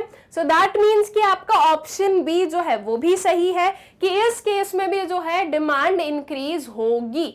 सो आपका करेक्ट ऑप्शन क्या आएगा? आपका करेक्ट ऑप्शन आएगा your option C, that is both of the above, ठीक है। आपका ए भी सही है एंड बी भी सही है, एंड दोनों ही चीजों को हमने बहुत अच्छे से समझ लिया कि ए और बी कैसे जो है आपके करेक्ट आंसर्स हैं, ठीक। सो आई गेस क्लियर है ये क्वेश्चन। फिर आ जाओ नेक्स्ट क्वेश्चन पर। The problem of ozone depletion is caused by high levels of dash and dash compounds in the stratosphere. Ozone depletion की जो प्रॉब्लम है वो कौन से दो कंपाउंड्स हैं उनकी वजह से हो रहा है? ऑप्शंस है methane and chlorine, B is chlorine and bromine, C is bromine and carbon dioxide, and D is carbon dioxide and methane. ये दोनों आप लोगों को अच्छे से पता होना जरूरी है। यहाँ पर जो है तुक्का नहीं मार सकते कि अच्छा कार्बन डाइऑक्साइड होगा, कार्बन डाइऑक्साइड की वजह से ही होता है। देखो, कार्बन डाइऑक्साइड ज्यादा होने की वजह से ग्लोबल वार्मिंग होती है। ओजोन डिप्लीशन कौन से दो कंपाउंड्स की वजह से होता है हमें वो बताना है, एंड स्पेसिफिकली दो कंपाउंड्स जो सही हैं वो हमें बताने होंगे। तो कौन से वो दो कंपाउंड्स हैं? That is chlorine and bromine, ठीक है। जब स्ट्रेटोस्फेयर में क्लोरीन और ब्रोमाइन का जो परसेंटेज है वो इंक्रीज हो जाता है तो वहां पर प्रेजेंट जो ओजोन लेयर है, जो ओजोन है वो डिप्लीट होने लगती है, ठीक है। सो जो ओजोन डिप्लीशन है that is caused by high levels of chlorine and bromine. All right, I guess clear है क्वेश्चन। नेक्स्ट वाले क्वेश्चन पर आते हैं। असर्शन रीजन बेस्ड क्वेश्चन है। अब असर्शन रीजन बेस्ड क्वेश्चन वैसे तो आई होप सो कि आप लोगों को आते होंगे कैसे सॉल्व करना है, बहुत सॉल्व किए हैं हम लोगों ने अपनी 11th-12th स्टैंडर्ड में, लेकिन एक बार फिर से जो है देख लेते हैं कि कैसे सॉल्व करना है। देखो, सबसे पहले आपको क्या करना है, जब भी असर्शन एंड रीजन वाला क्वेश्चन हो सबसे पहले असर्शन पढ़ो और सिर्फ इसको पढ़कर, ये जो स्टेटमेंट गिवन है इसको पढ़कर ये बताओ कि ये ट्रू है या ये फॉल्स है, ठीक है। सेम गोज टू रीजन, सिर्फ रीजन पढ़ो और ये बताओ कि ये रीजन ट्रू है या फॉल्स है, ठीक है। अगर ये ट्रू है और ये फॉल्स है, ठीक है, क्या केस है कि अगर असर्शन ट्रू है रीजन फॉल्स है तो ऐसे केस में आपका सी ऑप्शन करेक्ट हो जाता है, ठीक है। That is assertion is true but reason is false. इसके अपोजिट चीज हो सकती है कि असर्शन फॉल्स है रीजन ट्रू है, ठीक। तो ऐसे केस में आपका जो ऑप्शन डी है ये सही हो जाएगा, that is assertion is false but reason is true. Then इसके अलावा क्या केस हो सकते हैं कि दोनों ट्रू है, ठीक है, दोनों फॉल्स तो कभी आते ही नहीं है, दोनों ट्रू है। अगर दोनों ट्रू है तो फिर ऐसे केस में आपके पास में दो ऑप्शन आते हैं, दोनों ट्रू है और रीजन जो है वो आपके असर्शन को करेक्टली एक्सप्लेन कर रहा है। If this is the correct answer, आपका ऑप्शन ए सही होगा। और ये भी हो सकता है कि असर्शन भी ट्रू है, रीजन भी ट्रू है, लेकिन रीजन जो है वो करेक्टली आपके असर्शन को क्या नहीं कर रहा है, एक्सप्लेन नहीं कर पा रहा है, तो ऐसे केस में आपका ऑप्शन बी जो है ये करेक्ट होता है, ठीक है। अब हम लोग देख लेते हैं कि क्या क्या चीजें गिवन है और इसको आंसर करते हैं। असर्शन में गिवन है GDP does not exhibit the structure of the product, ठीक है, जो जीडीपी है उसमें जो स्ट्रक्चर है प्रोडक्ट का वो नहीं बताया जाता है, कैसा प्रोडक्ट प्रोड्यूस हुआ, क्या हुआ क्या नहीं हुआ। बस जीडीपी क्या बताता है कि हाँ प्रोडक्ट का जो है प्रोडक्शन हुआ है, इस लेवल पर जो है प्रोडक्शन हुआ है, राइट। सो क्या ये चीज जो हमारा असर्शन है ये ट्रू है? यस, बिल्कुल ट्रू है, क्योंकि जीडीपी जो है वो आपके पास में फिगर्स आते हैं और उन फिगर्स में ये नहीं लिखा होता है कि इसके अंदर जो ना इस पर्टिकुलर कैटेगरी के इतने गुड्स, इस पर्टिकुलर कैटेगरी के इतने गुड्स, इस पर्टिकुलर कैटेगरी के इतने गुड्स प्रोड्यूस किए गए हैं, ये चीज कभी भी नहीं बताई जाती है, ठीक है। उसके बाद में रीजन में क्या है, if the increase in GDP is mainly due to increased production of war equipment and immunisations, then such an increase can not improve welfare in the economy, ठीक है। अगर जो जीडीपी में इंक्रीज है वो किसकी वजह से है, वो है because of the production of war equipment and immunization, तो इस इंक्रीज की वजह से जो वेलफेयर है इकोनॉमी का वो इंप्रूव नहीं हो सकता है। क्या ये चीज सही है? यस, ये ट्रू है। अब क्वेश्चन आप लोगों को ये आ सकता है कि मैडम ये ट्रू क्यों है, अगर वॉर के ऊपर स्पेंड किया जा रहा है, अगर वॉर इक्विपमेंट्स के ऊपर स्पेंड किया जा रहा है तो वो तो हमारी सेफ्टी के लिए है, तो ये चीज अच्छी है। देखो सिंपल सी चीज है, इसको ऐसे समझो, अगर गवर्नमेंट जो है वो ज्यादा डिफेंस पर स्पेंड करेगी तो कहीं ना कहीं आपकी जो नॉर्मल वर्किंग है, ठीक है, जो इकोनॉमी के दूसरे चीज है उनमें कम स्पेंड कर पाएगी एंड कम डेवलपमेंट हो पाएगा बाकी की चीजों का। सो दैट मीन्स अगर वहां पर ज्यादा स्पेंडिंग हो रही है, सो कहीं ना कहीं ये इकोनॉमी के वेलफेयर के साथ में क्या हो रहा है, ये इकोनॉमी के वेलफेयर में कम कंट्रीब्यूट करेगा, ठीक है। अब वॉर हो नहीं हो वो चीजें भी अलग है, राइट। अब वॉर इक्विपमेंट्स वगैरह बना रहे हो, आप आपका डिफेंस स्ट्रॉन्ग कर रहे हो, लेकिन हो सकता है उनकी जरूरत ही ना पड़े, बट आपने स्पेंड तो किया और उसको स्पेंड करने के कारण जो दूसरी प्लेसेस है वहां पर इतना स्पेंड नहीं कर पाए। सो दैट मीन्स कि इसकी वजह से जो वेलफेयर है लोगों का वो इंक्रीज नहीं होता है, ठीक है। So this is also true. अब ये जो हम बता रहे हैं कि जो जीडीपी है वो एग्जिबिट नहीं करता है स्ट्रक्चर ऑफ द प्रोडक्ट, तो ये चीज ट्रू है और उसे एक चीज एक्सप्लेन कर रही है, दैट मीन्स ये जो रीजन है ये एज एन एग्जांपल उसे एक्सप्लेन कर रहा है कि देखो जो जीडीपी में इंक्रीज है उसमें इस पर्टिकुलर प्रोडक्ट का कोई जिक्र नहीं है कि इसके लिए जो है हमारा जो जीडीपी है वो इंक्रीज हुआ है, ठीक है। सो ये जो रीजन है ये क्या कर रहा है, ये करेक्टली एक्सप्लेन कर रहा है आपके असर्शन को। तो ऐसे केस में आपका करेक्ट आंसर क्या होगा, your option A, that is both A and R true. यहाँ पर आर आएगा, that is both A and R, assertion and reason are true and reason is the correct explanation of assertion. All right, I guess question अच्छे से जो है आप लोगों को क्लियर हो गया है, ठीक है। फिर चलते हैं नेक्स्ट क्वेश्चन पर। अब assertion है आपके पास में, full employment is the situation where all those workers who are able to work and willing to work get employment at the prevailing wage rate, ठीक है।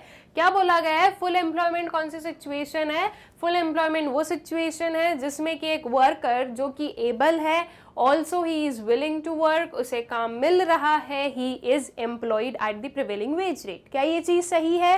यस, बिल्कुल सही है। तो ये क्या है, ये ट्रू है, ठीक है, कि फुल एम्प्लॉयमेंट इसी को हम कहते हैं। रीजन में क्या गिवन है, the situation of full employment is achieved only when the economy is in equilibrium।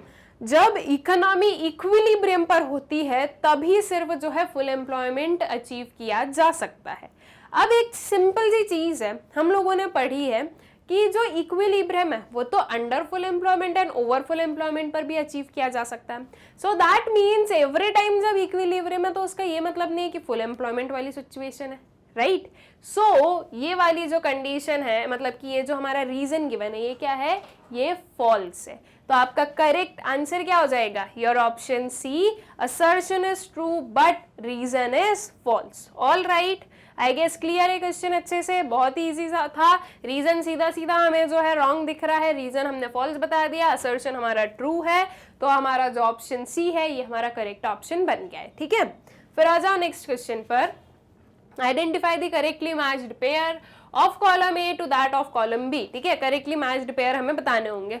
Items of import and exports, import substitution, जो आइटम्स है इंपोर्ट्स एंड एक्सपोर्ट्स का, एंड इंपोर्ट सब्स्टिट्यूशन, दोनों चीजें लिंक हुई कहीं से, नहीं हुई। इंपोर्ट सब्स्टिट्यूशन का मतलब क्या होता है कि आप जो हो इंपोर्ट को सब्स्टिट्यूट कर रहे हो with your domestic goods. So items of import and export and import substitution, ये दोनों जो है एक दूसरे से कहीं से भी जो है कनेक्ट नहीं कर रहे हैं। बी है, मतलब कि सेकेंड वाला है आपका outward oriented policy, composition of foreign trade. ठीक है, then third is what, inward oriented policy, export promotion, then fourth is imports exceed exports, unfavorable balance of trade. Now import exceeds export, import जो है वो ज्यादा हो रहा है किससे, सॉरी एक्सपोर्ट से। सो दैट मीन्स अब जो है हम पे ज्यादा कर रहे हैं, हम रिसीव कर रहे हैं उससे। ठीक है, तो ये अनफेवरेबल जो है बैलेंस ऑफ ट्रेड में आपका वो कर रहा है, रिजल्ट कर रहा है, बिल्कुल कर रहा है। दैट मीन्स आपका ये वाला जो है 4 वाला 4D जो है ये आपका करेक्ट पेयर है। वही हम देखें इनवर्ड ओरिएंटेड पॉलिसी, तो इसमें लिखा गया है export promotion. Inward oriented policy सीधा सीधा इतना बोलती है कि हमें जो है इंपोर्टेड गुड्स नहीं लेने, आप एक्सपोर्ट को प्रमोट करो, आप ना करो, वो चीज़ अलग हो जाती है। Inward oriented policy that means कि आप इंपोर्ट सब्स्टिट्यूशन कर रहे हो, आप जो हो इंपोर्टेड गुड्स को नहीं यूज कर कर क्या कर रहे हो, अपनी ही इंडस्ट्रीज को डेवलप कर रहे हो और अपने ही जो गुड्स हैं इन्हें कंज्यूम कर रहे हो। दैट मीन्स एक क्लोज्ड इकोनॉमी, एक काइंड ऑफ क्लोज्ड इकोनॉमी हम उसे बोल सकते हैं। वहीं आउटवर्ड ओरिएंटेड पॉलिसी की बोला जाए तो composition of foreign trade, so this is not necessary. ठीक है, तो इसके लिए अब क्लियरली हमें समझ में आएगा कि हमारा करेक्ट आंसर क्या होगा, 4D, that is option number D. ठीक है, तो 4D जो है ये हमारा करेक्टली मैच्ड पेयर है। ठीक, फिर नेक्स्ट वाले क्वेश्चन पर आओ। In China commune system is related on या इज रिलेटेड टू। ठीक है, तो जो कम्यून सिस्टम है वो किससे रिलेटेड है, कौन से सेक्टर से रिलेटेड है, एग्रीकल्चर, इंडस्ट्री, सर्विस और नन ऑफ दीज। बहुत ही इजी क्वेश्चन है, दैट इज एग्रीकल्चर। आपका option A is the correct option. ठीक है, चाइना में जो है कम्यून सेटअप किए गए थे, that means group of people को एक साथ में लाया गया, या हम ये बोलें कि वेरियस जो है ग्रुप ऑफ पीपल बनाए गए एंड उन्हें एक पीस ऑफ लैंड दिया गया और सबको बोला गया कि आप इस पर जो है कल्टीवेशन करो कलेक्टिवली। ठीक है, so this is what we call commune system. और ये जो है कौन से पर्टिकुलर सेक्टर से रिलेटेड है, दैट इज एग्रीकल्चर। ठीक है, फिर आ जाओ नेक्स्ट क्वेश्चन पर। Aggregate demand can be decreased by, जो एग्रीगेट डिमांड है उसे किससे डिक्रीज किया जा सकता है, rise in bank rate, purchase of securities in open market, deficit financing and none of these. ठीक है, none of the above. Aggregate demand को डिक्रीज करना है। ठीक है, अब देखो सीधी सी चीज इतनी समझो, एग्रीगेट डिमांड डिक्रीज कर रहे हैं, इसका मतलब है कि एग्रीगेट डिमांड ज्यादा है, इसका मतलब लोग स्पेंड ज्यादा कर रहे हैं, लोगों के पास में मनी ज्यादा है। इन शॉर्ट इकोनॉमी में मनी सप्लाई ज्यादा है। मनी सप्लाई को क्या करना है, कंट्रोल करना है। तो जो भी इंस्ट्रूमेंट्स यूज किए जाएंगे वो ऐसे होने चाहिए जो कि मनी सप्लाई को कंट्रोल करे। क्या है, rise in bank rate. Bank rate क्या होता है, ये वो रेट है जिस पर सेंट्रल बैंक मनी लेंड करती है, किसको, कमर्शियल बैंक को, फॉर लॉन्ग टाइम पीरियड। ठीक है, वो इंटरेस्ट रेट हो गया। अगर बैंक रेट इंक्रीज होगा स्टूडेंट्स, तो इसकी वजह से कमर्शियल बैंक के लिए कॉस्ट ऑफ बोरोइंग बढ़ेगी। ठीक है, जैसे कि मान लो पहले बैंक रेट था 5%, अब उसे इंक्रीज कर कर 10% कर दिया। तो अगर 100 रुपीज जो है ये बोरो किए जा रहे हैं बाय कमर्शियल बैंक, तो पहले जो है उसे कितना इंटरेस्ट पे करना पड़ रहा था, 5 रुपीज का। दैट मीन्स कितना मनी रीपे करना है, 105। वहीं अगर अब बोल रहे हैं कि 10 रुपए का जो है इंटरेस्ट पे करना पड़ेगा, तो सॉरी 10% का इंटरेस्ट पे करना पड़ेगा, तो 100 का 10% वुड गिव यू 10, 110 रुपीज जो है ये रीपे करने पड़ेंगे। अब ये तो सिर्फ 100 है, इसलिए ये अमाउंट कम लग रहा है। जब आपका जो है ये अमाउंट बढ़ेगा तो इंटरेस्ट भी ज्यादा होगा, ठीक है। अब सीधी सी बात है, हमें पता है कमर्शियल बैंक जो है वो एक प्रॉफिट मेकिंग इंस्टीट्यूट है, तो ये जब मनी लेंड करेगी जनरल पब्लिक को तो और ज्यादा हाई रेट पर जो है क्या करने वाली है, मनी लेंड करेगी। यहाँ पर 5% था, तो हो सकता है पहले वो 7% पर जो है मनी लेंड कर रही थी, अब ये 10% हो गया है, हो सकता है ये 12% या 13% पर जो है मनी लेंड कर रही है। सो दैट मीन्स हम लोगों के लिए जो कॉस्ट ऑफ बोरोइंग है वो बढ़ गया, और जब इतना हाई रेट ऑफ इंटरेस्ट हमें पे करना पड़ेगा तो this will discourage us from taking loans, ठीक है। तो अब जो है जनरल पब्लिक कम बोरो करेगी कमर्शियल बैंक से, जिसकी वजह से और ज्यादा मनी सप्लाई इंक्रीज नहीं होगा इकोनॉमी में, और जो इकोनॉमी की जो एग्रीगेट डिमांड है वो डिक्रीज की जा सकेगी धीरे धीरे, ठीक है। So that means bank rate को इंक्रीज कर एग्रीगेट डिमांड जो है वो डिक्रीज हो सकती है, बिल्कुल हो सकती है। अभी बी सी ऑप्शन और देख लें कि ये सही तो नहीं है कहीं से कहीं तक भी। बी ऑप्शन है आपका purchase of securities in open market, open market में सिक्योरिटीज को परचेज करना। सेंट्रल बैंक जो है वो गवर्नमेंट के बिहाफ पर उनकी जो सिक्योरिटीज है उसे परचेज या सेल करती है टू कमर्शियल बैंक और जनरल पब्लिक, ठीक है। तो अब central bank that is RBI क्या कर रही है, परचेज कर रही है, ठीक है। ये बोला गया ना, कमर्शियल बैंक से परचेज कर रही है सिक्योरिटीज को। अब सीधी सी चीज है स्टूडेंट्स, जब हम कुछ भी परचेज करते हैं, मैंने कोई चीज खरीदी तो मैं उसके लिए पेमेंट करूंगी, ठीक है। तो अगर आरबीआई वापस परचेज कर रही है इन सिक्योरिटीज को, तो आरबीआई को कमर्शियल बैंक को क्या देना पड़ेगा, मनी देना पड़ेगा, ठीक। तो इसकी वजह से कमर्शियल बैंक के पास में मनी जो है वो बढ़ेगा। जब मनी ज्यादा होगा तो कमर्शियल बैंक जो है वो अपना लेंडिंग रेट बढ़ा देगी, वो ज्यादा क्या करेंगी, ज्यादा मनी लेंड करने लगेगी। उसकी वजह से इकोनॉमी में जो मनी सप्लाई है वो इंक्रीज हो जाएगा। अब ऑलरेडी हम ये बोल रहे हैं कि मनी सप्लाई ज्यादा है, हमें मनी सप्लाई को कम करना है, तो अगर सिक्योरिटीज को परचेज किया जाएगा तो जो लेंडिंग रेट है वो और ज्यादा इंक्रीज होगा और मनी सप्लाई इकोनॉमी में और ज्यादा इंक्रीज होगा। इसकी वजह से एग्रीगेट डिमांड डिक्रीज नहीं हो सकती है, इवन एग्रीगेट डिमांड जो है वो और इंक्रीज होने वाली है। दैट मीन्स ये वाला जो है ये हमारा करेक्ट मेजर नहीं है। देन आता है C option, that is deficit financing. Deficit financing का मतलब क्या होता है, प्रिंटिंग ऑफ न्यू करेंसी। अगर ज्यादा करेंसी प्रिंट की जाएगी तो ऑब्वियस सी चीज है, वो जो एक्सेस आप जो है करेंसी प्रिंट हो रही है वो मार्केट में ही आना है, उसकी वजह से मनी सप्लाई फिर बढ़ेगा, और मनी सप्लाई को हमें नहीं बढ़ाना है, मनी सप्लाई हमें कम करना है। तो इसके लिए आपका ऑप्शन सी भी क्या है, गलत ऑप्शन है। तो आपका करेक्ट ऑप्शन क्या होगा, your option A, that is rise in bank rate. All right, I guess अच्छे से क्लियर हो गया क्वेश्चन, ठीक है। फिर चले नेक्स्ट वाले क्वेश्चन पर। Which of the following statement is not true regarding the benefit of GST? इनमें से कौन सी स्टेटमेंट है जो कि ट्रू नहीं है जीएसटी के बेनिफिट से रिलेटेड, ठीक है। ऑप्शंस देखते हैं। ए है आपका provides comprehensive and wider coverage of input credit set off. You can use service tax credit for the payment of tax on the sale of good etc. ठीक है। All indirect tax in state and central level have been included by GST. C है आपका uniformity of tax rate across the state, and D is ensure better compliance due to aggregate tax rate reduction, ठीक है। तो जो हमें ये बताना है कि कौन सी स्टेटमेंट ट्रू नहीं है, ठीक है। तो नहीं ट्रू वाली हम बता देते हैं। सबसे पहले डी देखें तो क्या है, ensure better compliance due to aggregate tax rate reduction. क्या ये जीएसटी का बेनिफिट है? यस, ये बिल्कुल बेनिफिट है। तो that means this statement is true, तो ये करेक्ट ऑप्शन नहीं है। Then uniformity of tax rate across the state, ये भी जीएसटी का बेनिफिट है। यस ऑब्वियसली ये भी जीएसटी का बेनिफिट है, तो इसलिए ये ट्रू स्टेटमेंट नहीं है। बी ऑप्शन हमारा, all indirect taxes in the state and central level have been included by the GST. सारे जो सेंट्रल और स्टेट लेवल पर टैक्सेस हैं वो जीएसटी में इंक्लूड हो गए। क्या ये चीज सही है? नहीं, सारे टैक्सेस नहीं इंक्लूड हुए हैं।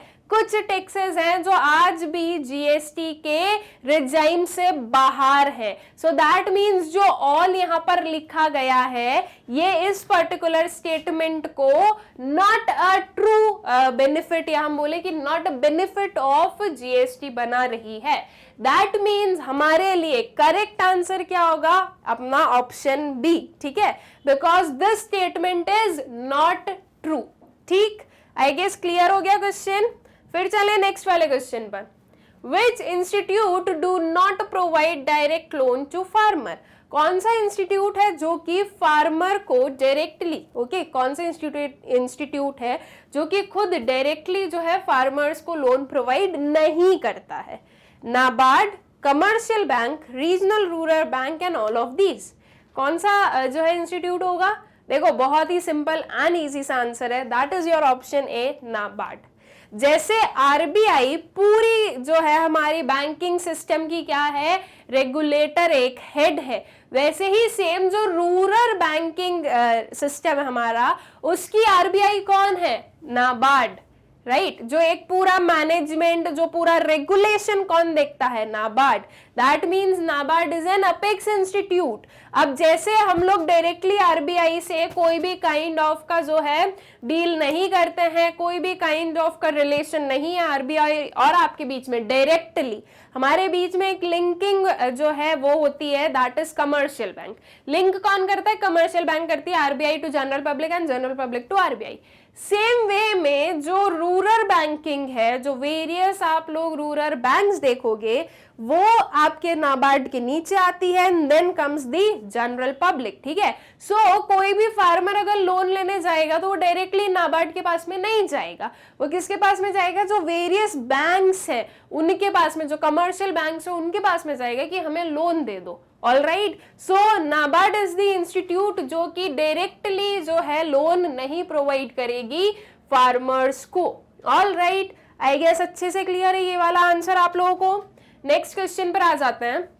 Identify the correctly matched pair of items in column A to those in column B, ठीक है। करेक्टली मैच्ड पेयर हमें देखना है।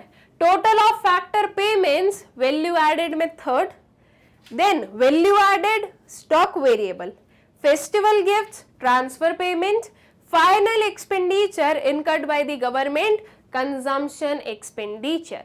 क्या गिवन है? टोटल ऑफ फैक्टर पेमेंट जो है वो वैल्यू एडेड मेथड में आएगा।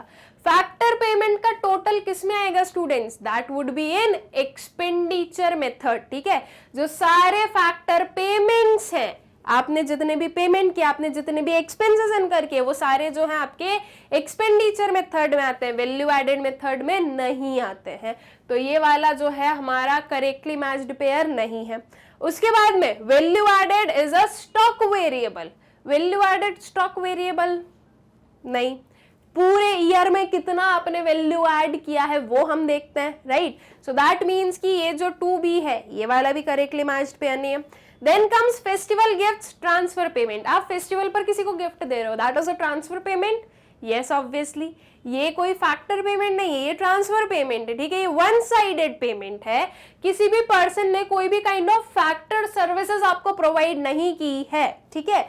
गिफ्ट्स एंड ऑल क्या आते हैं? ये ट्रांसफर पेमेंट, ट्रांसफर इनकम में आता है। सो दैट मीन्स 3C जो है ये हमारा करेक्टली मैच्ड पेयर है। इसके अलावा final expenditure incurred by government, this is the consumption expenditure. Consumption expenditure में स्टूडेंट्स जो नॉर्मल जो हाउस होल्ड का कंजम्पशन होता है उसे हम लेते हैं, राइट। सो यहाँ पर गवर्नमेंट का फाइनल एक्सपेंडिचर कंजम्पशन एक्सपेंडिचर में हम इंक्लूड नहीं करते, तो इसलिए ये वाला भी क्या है हमारा रॉन्ग पेयर है। तो करेक्ट पेयर क्या है आपका? 3C। तो इसके according correct option would be और option C, that is 3C, ठीक। फिर आ जाओ नेक्स्ट क्वेश्चन पर। अब जो है हमारे पास में जो क्वेश्चन है वो पढ़ते हैं, एक पैराग्राफ दिया है, पूरा पढ़ लेते हैं क्या है। In the present COVID-19 situation, many economists have raised their concerns that Indian economy may have to face a deflationary situation due to reduced economic activities in the country. Suppose you are a member of high-powered committee constituted by the Reserve Bank of India. You have suggested that as the supervisor of commercial bank dash, that is restriction or release of money supply be ensured by the Reserve Bank of India. आपको बताना है कि आप restrict करोगे या release करोगे money supply को, ठीक है। क्या पर्टिकुलर कंडीशन गिवन है? Deflationary situation. डिफ्लेशनरी सिचुएशन का मतलब एग्रीगेट डिमांड कम है, ठीक है। एग्रीगेट डिमांड क्यों कम होगी? क्योंकि लोगों के पास में पैसा नहीं होगा, लोगों के पास में मनी नहीं है, इसलिए एग्रीगेट डिमांड कम होगी, इसीलिए डिफ्लेशनरी सिचुएशन अराइज हो रही है, ठीक है। सो दैट मीन्स कि किस चीज की जरूरत है? इस डिफ्लेशनरी सिचुएशन को जो है अपनी जो एक डिजायर्ड लेवल ऑफ कंडीशन है उसमें कन्वर्ट करने के लिए, तो यहां पर रिक्वायर्ड है कि मनी सप्लाई बढ़ाया जाए। जब मनी सप्लाई बढ़ेगा तब लोगों के पास में पैसा आएगा, लोगों के पास में पैसा आएगा तो वो लोग डिमांड करेंगे, डिमांड अगर वो ज्यादा करेंगे तो ये जो डेफिशिएंट डिमांड है ये क्योर होकर हमारी डिजायर्ड लेवल ऑफ डिमांड तक चली जाएगी। दैट मीन्स मनी सप्लाई बढ़ाना है। मनी सप्लाई को आप रेस्ट्रिक्ट करोगे या रिलीज करने की बोलोगे? रेस्ट्रिक्ट करना मतलब कि आप जो हो मनी सप्लाई को और नहीं बढ़ने दे रहे हो, एक्सेस मनी सप्लाई को कम कर रहे हो। एंड रिलीज करना दैट मीन्स मनी को आप रिलीज कर रहे हो, कमर्शियल बैंक मनी रिलीज कर रही है इकोनॉमी में। So in the condition of deflationary situations release किया जाएगा या restrict, that would be release, ठीक है।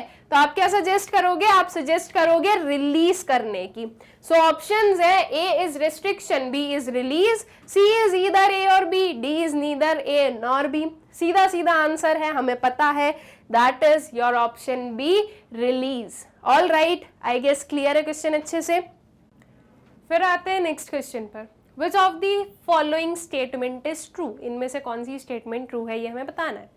A option is depreciation of foreign currency leads to the rise in exports. Option B, devaluation of the domestic currency leads to the rise in imports. Option C, appreciation of domestic currency leads to rise in exports. And option D, appreciation of foreign currency leads to fall in imports. ठीक है, तो basically यहाँ पर जो है depreciation, devaluation, appreciation से related चीजें हैं एंड इनकी वजह से एक्सपोर्ट इंपोर्ट पर क्या इफेक्ट होता है वो लिखा हुआ है। अब हमें बताना है इनमें से करेक्ट स्टेटमेंट क्या है। अब करेक्ट स्टेटमेंट बताने के लिए स्टूडेंट्स एक बार हम चारों ही ऑप्शंस को अच्छे से समझ लेते हैं, तभी हम करेक्टली बता पाएंगे कि क्या हो रहा है। देखो फर्स्ट वाली जो स्टेटमेंट है उस पर चलते हैं। Depreciation of foreign currency leads to rise in exports, ठीक है। अब सिंपल सी चीज है, अगर फॉरेन करेंसी डेप्रिशिएट हो रही है तो अगर इस चीज को हम अपनी करेंसी के अकॉर्डिंग ले तो हमारी करेंसी क्या हो रही है? एप्रिशिएट हो रही है, राइट। फॉरेन करेंसी का डिप्रिशिएट होना इट मींस हमारी करेंसी का एप्रिशिएट होना, और इसमें बोला गया है कि this will lead to rise in exports. इस चीज को समझते हैं। देखो मान लो $1 इज इक्वल्स टू कितना है? 70 रुपीज है। नाउ क्या बोला जा रहा है कि किसे हमें डिप्रिशिएट करना है? फॉरेन करेंसी को। इट मींस कि फॉरेन करेंसी की वैल्यू कम हुई, किसके रिलेशन में? हमारी करेंसी के रिलेशन में, राइट। सो दैट मीन्स हमारी करेंसी की हमारी जो करेंसी है उसकी वैल्यू बढ़ गई है। तो मैं इसको ऐसे लिख दूं, $1 is equals to 80 rupees, right. पहले $1 मतलब कि पहले अगर डॉलर को रुपये में कन्वर्ट करना था तो $1 के बदले उन लोगों को 70 रुपीज मिल रहे थे, लेकिन अब जो है $1 के बदले 80 रुपीज ही अब जो है कितने मिल रहे हैं? सॉरी, एप्रिशिएट करना है, I am so sorry, 60 rupees ही मिल रहे हैं, राइट। $1 के बदले अब कितना मिल रहा है? 60 रुपीज।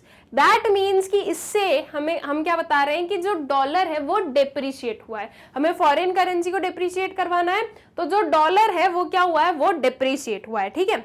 अब इसकी वजह से एक्सपोर्ट राइज होंगे, ये लिखा गया है। एक्सपोर्ट राइज होना दैट मीन्स इंडिया से यूएस क्या जाना, गुड्स जाना, ठीक है। हम डॉलर और रुपए की बात कर रहे हैं तो हम इंडिया से यूएस ही बोलेंगे। यहां से जो है गुड्स कहां जाना है, यूएस जाना है, ठीक है। अब अगर इधर से गुड्स जाएंगे तो ऑब्वियस सी बात है यूएस से क्या आएंगे हमारे पास में, रुपीज आने वाले हैं, दैट इज मनी आने वाला है, हम इसको ये भी बोल सकते हैं। अब मान लो कि इंडिया से जो है दो प्रोडक्ट्स या हम बोले दो यूनिट्स जो हैं वो एक्सपोर्ट किए जा रहे हैं कहां पर, यूएस में। दैट मीन्स कि दो यूनिट्स, उसमें हम अज्यूम कर रहे हैं कि एक यूनिट की वैल्यू है 70 रुपीज की। सो दो यूनिट को परचेज करने के लिए इन्हें जो है कितने 140 रुपीज देने पड़ेंगे। दैट मीन्स अगर ये वाली फर्स्ट वाली स्टेज पर बात करूं तो $2 जो है पे करने पड़ेंगे, ठीक है। अब जब फॉरेन करेंसी डिप्रिशिएट हुई तब भी हमारी जो एक यूनिट का प्राइस है वो 70 रुपीज है, ठीक है। That means 140 rupees is constant. अब जो है यूएस अगर हमें पेमेंट करेगा तो क्या $2 से काम चलेगा, $2 इट मीन्स ₹60 के हिसाब से 120 रुपीज, एंड हमें कितने चाहिए, हमें 140 चाहिए, तो मोर देन $2 जो है पे करने पड़ेंगे, ठीक है। मोर देन $2 पे करना पड़ेगा। इट मीन्स सीधा सीधा हमें क्या समझ में आया कि यूएस के लिए as compared to previous times जो गुड्स हैं वो कॉस्टलियर बन गए हैं, ठीक है, महंगे हो गए हैं। और जब भी चीजें महंगी होती है, प्राइसेस बढ़ जाते हैं अगर किसी की, तो डिमांड कम होती है। तो अगर यहाँ पर कॉस्ट बढ़ा है तो इसकी वजह से डिमांड क्या होगी, डिमांड कम होने वाली है। Demand come it means export जो है वो कम होगा, राइट। सो क्या एक्सपोर्ट राइज होगा, नहीं, एक्सपोर्ट फॉल होगा। और हमारे पास में क्या गिवन है, यहाँ पर हमारे पास में गिवन है राइज इन एक्सपोर्ट। तो क्या ये स्टेटमेंट हमारी करेक्ट है, नहीं है ये स्टेटमेंट हमारी करेक्ट, ठीक है।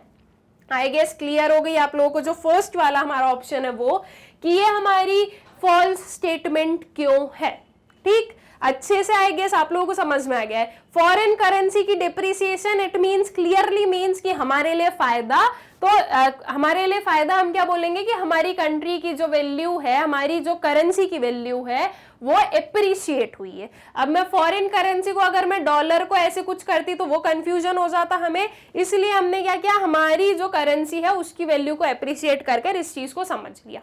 All right, I guess clear है फर्स्ट वाला ऑप्शन। सेकेंड वाले ऑप्शन पर आते हैं। सेकेंड ऑप्शन क्या गिवन है, devaluation of domestic currency leads to rise in imports. Devaluation हो रहा है किसमें, डोमेस्टिक करेंसी में, इसकी वजह से इंपोर्ट राइज होगा। इस चीज को भी प्रॉपर्ली समझ लेते हैं।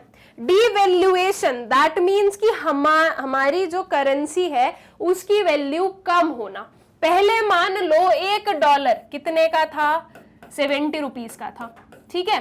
अब हमारी जो करेंसी है उसकी डीवैल्यूएशन हुई है, दैट मीन्स हमारी करेंसी की वैल्यू कम की गई। तो कम की गई इसका मतलब कि अब जो है ये 80 हो गया। ऑल राइट, अब हमें सेम $1 को खरीदने के लिए ज्यादा पैसे, ज्यादा रुपए पे करने पड़ रहे हैं। दैट मीन्स अब हमारी वैल्यू जो वो कम है। पहले 70 रुपीज में ही काम हो जा रहा था, लेकिन अब 80 रुपीज हमें पे करने पड़ रहे हैं, ठीक है। तो अगर ऐसी वाली सिचुएशन है तो इंपोर्ट पर क्या इफेक्ट होगा, इंपोर्ट दैट मीन्स यूएस से इंडिया क्या आए, गुड्स आए, ठीक है। हम इंपोर्ट कर रहे हैं ना, तो गुड्स हमारे पास में आ रहे हैं। यहाँ पर गुड्स जो है ये आए हैं। इन गुड्स के बदले में हमें क्या करना है, पेमेंट करना पड़ेगा, मनी देना पड़ेगा यूएस को। ऑल राइट, मान लो, क्या मानना है हमें, मान लो कि जो गुड्स आए हैं, 2 यूनिट्स आए हैं गुड के, उसमें से एक यूनिट का प्राइस है $1। सो 2 यूनिट्स जो है वो हमें पड़ रहे हैं $2 के, हमें $2 पे करना है। जब ₹70 थी $1 की वैल्यू, तो कितने रुपीस पे करने पड़ रहे थे, 140 रुपीज। लेकिन जब डीवैल्यूएशन हुआ तो अब 80 रुपीज फॉर $1, दैट मीन्स कितने रुपीस पे करने पड़ेंगे अब हमें, 160 रुपीज। तो इससे हमें क्या समझ में आया कि जो वैल्यू है वो हमारे लिए, जो गुड्स की वैल्यू है वो हमारे लिए बढ़ गई है। दैट मीन्स गुड्स जो है वो हमारे लिए महंगे हो गए। गुड्स महंगे हुए हैं तो अब जो है हम डिमांड कम करेंगे यूएस के गुड्स की, नहीं तो जो है हमें ज्यादा रुपीस पे करने पड़ रहे हैं तो हम जो है कम डिमांड करेंगे, ठीक है।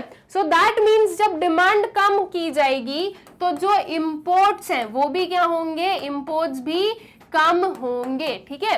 तो because of devaluation of the domestic currency import पर क्या इफेक्ट होगा, इंपोर्ट विल फॉल, ठीक है। तो अकॉर्डिंगली देखते हैं क्या गिवन है यहाँ पर लिखा है राइज इन इंपोर्ट्स। अभी अभी हम देख कर आए इंपोर्ट क्या हो रहा है, इंपोर्ट फॉल हो रहा है, तो इसके लिए ये वाला ऑप्शन भी हमारा रॉन्ग ऑप्शन है, ठीक है। फिर आ जाओ सी वाले ऑप्शन पर, appreciation of domestic currency leads to rise in exports, ठीक है। अब इस चीज को देखो, ए वाले ऑप्शन के साथ में देखो, यहां पर हमने क्या बोला, डेप्रिसिएशन हुई थी फॉरेन करेंसी की, मतलब कि जो डोमेस्टिक करेंसी है उसका तो एप्रिसिएशन ही हुआ था ना। सो जब एप्रिसिएशन था डोमेस्टिक करेंसी का, तब हमने देखा कि इंपोर्ट राइज हो रहा था क्या, नहीं, इंपोर्ट जो है वो फॉल हो रहे थे, राइट। अब वही सेम चीज सी ऑप्शन में गिवन है, यहां पर फॉरेन करेंसी के रिलेशन में ना देकर डोमेस्टिक करेंसी के रिलेशन में लिखा गया है कि अगर जो है डोमेस्टिक करेंसी एप्रिशिएट हो रही है, so this will lead to rise in exports, इसकी वजह से एक्सपोर्ट राइज होंगे। क्या ये चीज सही है, नहीं है, तो इसलिए ये वाला भी जो स्टेटमेंट है ये गलत है। और इसको जो है मैंने अभी वापस एक्सप्लेन क्यों नहीं किया, क्योंकि उस चीज को हमने यहाँ पर समझ लिया, ठीक है। तो बस वही सेम जो है प्रोसेस आपको वापस अप्लाई करना है और आपको समझ में आएगा कि जो एप्रिसिएशन है डोमेस्टिक करेंसी का, that will lead to fall in exports, ठीक है। देन आते हैं डी वाले ऑप्शन पर, appreciation of foreign currency leads to fall in imports.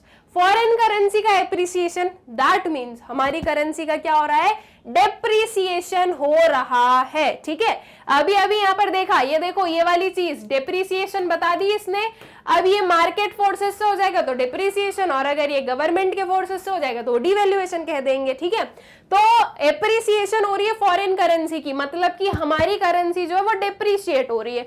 ये डेप्रिसिएशन हमने बताया, ये पूरी प्रोसेस को अभी हमने यहाँ पर समझा था, और एट द एंड हमने बोला था कि इसकी वजह से इंपोर्ट पर क्या इफेक्ट होगा, इंपोर्ट जो है वो फॉल होंगे। तो क्या चीज यहां पर गिवन है, appreciation of foreign currency leads to fall in imports. क्या ये पर्टिकुलर स्टेटमेंट सही है? यस, ये वाली स्टेटमेंट हमारी एब्सोल्युटली ट्रू स्टेटमेंट है, ठीक है। तो आपका करेक्ट ऑप्शन क्या बनता है, योर ऑप्शन डी, ठीक। आई गेस क्वेश्चन जो है क्लियर हो गया है। ऐसे वाले क्वेश्चन में जो फॉरेन एक्सचेंज से रिलेटेड जो क्वेश्चन होते हैं, इन्हें जो है थोड़ा सा समझने में टाइम लगता है, लेकिन अगर आपने करेक्ट एप्लीकेशन किया, अगर आपने डेप्रिसिएशन एप्रिसिएशन करेक्टली किया है, तो आप जो हो गलत आंसर पर नहीं पहुंचने वाले हो, ठीक है। बस ये ध्यान रखना है कि कब आप एप्रिशिएट कर रहे हो, एप्रिसिएशन का क्या मतलब है और डेप्रिसिएशन का क्या मतलब है। इस चीज में जो है आपको थोड़ा बहुत भी कंफ्यूजन नहीं होना चाहिए। All right, so I guess question जो है अच्छे से क्लियर हो गया है आप लोगों को, ठीक है। फिर आ जाए नेक्स्ट वाले क्वेश्चन पर, human capital includes. Human capital में क्या क्या इंक्लूडेड है, health, education, professional skill and D option is all of the above. अब एकदम इजी सा क्वेश्चन है, ह्यूमन कैपिटल में क्या क्या चीजें इंक्लूडेड होती है। एक गुड ह्यूमन कैपिटल को हम क्या बोलेंगे, एक एजुकेटेड ह्यूमन, राइट, एक हेल्दी ह्यूमन, और साथ ही साथ उस पर्सन में प्रॉपर जो है प्रोफेशनल स्किल्स का प्रेजेंट होना। This are the qualities of good human capital. So that means आपका करेक्ट ऑप्शन क्या हो जाएगा, your option D, all of the above, ठीक। फिर आ जाओ नेक्स्ट वाले क्वेश्चन पर, elasticity of demand is available when. जो इलास्टिसिटी ऑफ डिमांड है वो कब हम देख सकते हैं, low priced commodities are available, uses of commodities less, both of the above and none of the above. Elasticity of demand हम बोल रहे हैं, that means with change in price there is a change in demand, ठीक है, इसे हम elasticity कहते हैं। तो अगर लो प्राइस कमोडिटीज अवेलेबल है, तो क्या प्राइस में चेंज होने की वजह से डिमांड में बहुत ज्यादा चेंज होने वाला है, नहीं। अगर कोई एक प्रोडक्ट है जो ऑलरेडी 10 रुपीज का है, वो 10 रुपीज का ही मिलता है, प्राइस कम है, ठीक है। अब अगर उसके प्राइस में और कमी आ जाए, मान लो ये 9 रुपीज का हो जाए, तो क्या इसकी वजह से इसकी जो डिमांड है उसमें कोई ह्यूज आपको डिफरेंस देखने को मिलेगा, नहीं देखने को मिलेगा। दैट मीन्स आपका ऑप्शन ए जो है वो करेक्ट नहीं हो सकता। ऑप्शन बी पर आते हैं, uses of a commodity is less. किसी कमोडिटी के यूजेस कम होना, अगर किसी कमोडिटी के यूजेस कम होंगे तो उसका अगर प्राइस कम हो रहा है तो डिमांड जो है वो बहुत ज्यादा इंक्रीज नहीं होगी, क्योंकि ऑलरेडी उस कमोडिटी के यूजेस कम है।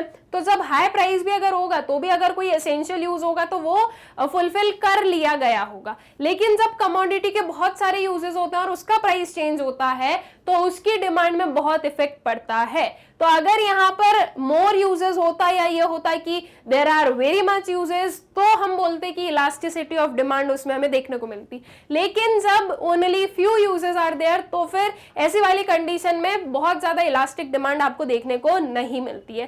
तो आपका ऑप्शन बी भी करेक्ट नहीं है। सो इससे जो है डेफिनेटली हमें समझ में आया कि हमारा ऑप्शन सी करेक्ट नहीं हो सकता, that is both of the above, क्योंकि ना ए सही है ना बी सही है, तो सी तो सही होना ही नहीं है। तो आपका करेक्ट ऑप्शन क्या होगा? Your option D, that is none of the above. All right, फिर आ जाए नेक्स्ट वाले क्वेश्चन पर। If in an economy the value of net factor income from abroad is 200 crores and the value of factor income to abroad is 40 crores, identify the value of factor income from abroad। बहुत easy question है। आपके पास में given है net factor income from abroad की वैल्यू, ठीक है। अब net factor income from abroad को फाइंड आउट कैसे करते हो? इसका फॉर्मूला होता है factor income from abroad minus factor income to abroad, right? यही फॉर्मूला होता है। Net factor income from abroad है आपके पास में 200, factor income from abroad given नहीं है, and factor income to abroad कितना गिवन है? 40। ये -40 इसको उधर ले जाएंगे तो 200 + 40 विल गिव यू 240 crores। तो फैक्टर इनकम फ्रॉम अब्रॉड की वैल्यू कितनी होगी? That would be 240 crores। Answer देख लो कौन सा है?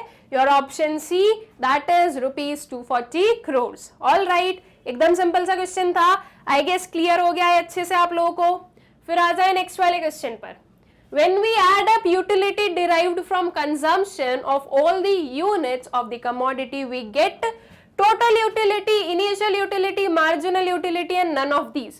जब आप जो आपकी कमोडिटी है उसकी जो सारी यूनिट्स हैं वो कंज्यूम करने के बाद में जो वेरियस यूनिट्स में आपको वेरियस जो यूटिलिटीज डिराइव होती है, जब उन सारी यूटिलिटीज को एड ऑन कर देते हो तो जो आंसर आता है आपके पास में वो क्या होता है? टोटल यूटिलिटी होता है, इनिशियल यूटिलिटी होता है या मार्जिनल यूटिलिटी होता है? देखो, जब आपने सारी यूटिलिटीज को सम अप कर दिया सो that is total of all the utilities, right? तो आपका करेक्ट ऑप्शन क्या होगा? Your option A, that is total utility. ठीक, फिर नेक्स्ट वाले क्वेश्चन पर आते हैं। Which of the following statement is correct with respect to the correction of excess demand? excess demand को करेक्ट करने के लिए इनमें से कौन सी स्टेटमेंट है जो कि हमारी करेक्ट स्टेटमेंट है? ऑप्शंस हैं government reduces the taxes, government reduces its expenditure, the central bank reduces bank rate, and D option है the central bank purchases securities from the open market। देखो क्या है भाई, एक्सेस डिमांड है और excess demand को correct करना है। दैट मीन्स मनी सप्लाई को हमें क्या करना है? कंट्रोल करना है। ठीक है, मनी सप्लाई को कंट्रोल करना है। इकोनॉमी में जो है ज्यादा मनी नहीं जाना चाहिए। तो अगर गवर्नमेंट टैक्सेस को रिड्यूस करेगी तो इसकी वजह से क्या होगा?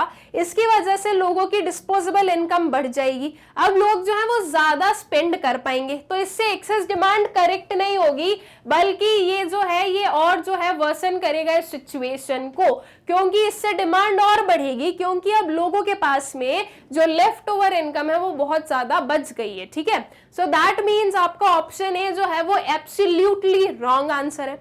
Government reduces its expenditure, government जो है उसकी एक्सपेंडिचर रिड्यूस कर रही है। अब गवर्नमेंट उसकी एक्सपेंडिचर को अगर रिड्यूस कर रही है सो दैट क्लियरली मींस कि जो गवर्नमेंट का मनी आ रहा था इकोनॉमी में वो नहीं आ रहा है। तो कहीं से क्या हुआ कि मनी सप्लाई में जो है आपका क्या लगा है? एक काइंड ऑफ रिस्ट्रिक्शन लगा है। तो इसकी वजह से एक्सेस डिमांड को करेक्ट किया जा सकता है, बिल्कुल। जब एक्सेस डिमांड वाली सिचुएशन है तो गवर्नमेंट को यही करना है कि वो अपनी एक्सपेंडिचर्स को रिड्यूस कर दे।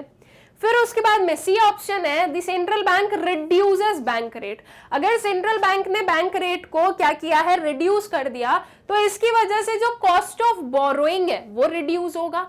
जब कॉस्ट ऑफ बोरोइंग कम होगा तो लोग ज्यादा क्या करेंगे? ज्यादा मनी को बोरो करेंगे। राइट और ज्यादा मनी अगर बोरो करेंगे तो इकोनॉमी में जो मनी सप्लाई है वो इंक्रीज होगी और ये चीज हमें करनी नहीं है। So that means option C भी आपका रॉन्ग ऑप्शन है। डी पर आते हैं, the central bank purchases securities from the open market. Central bank securities को परचेज कर रही है। अब अभी थोड़ी देर पहले मैंने आपको बताया अगर सेंट्रल बैंक परचेज कर रही है तो इन रिटर्न उसे क्या करना पड़ेगा, पेमेंट करना पड़ेगा, राइट। परचेज करने के बाद में मनी हमें देना पड़ता है। तो अगर सेंट्रल बैंक ने परचेज किया तो वो मनी देगी कमर्शियल बैंक को, कमर्शियल बैंक जो है उस मनी को रिलीज कर देगी मार्केट में। इससे जो है मनी सप्लाई बढ़ेगी। मनी सप्लाई को हमें बढ़ाना नहीं है, मनी सप्लाई को हमें कम करना है। सो दैट मीन्स कि आपका जो ऑप्शन डी है ये भी आपका करेक्ट ऑप्शन नहीं है। तो फिर आपका करेक्ट ऑप्शन क्या होगा, your option B, that is government reduces its expenditure.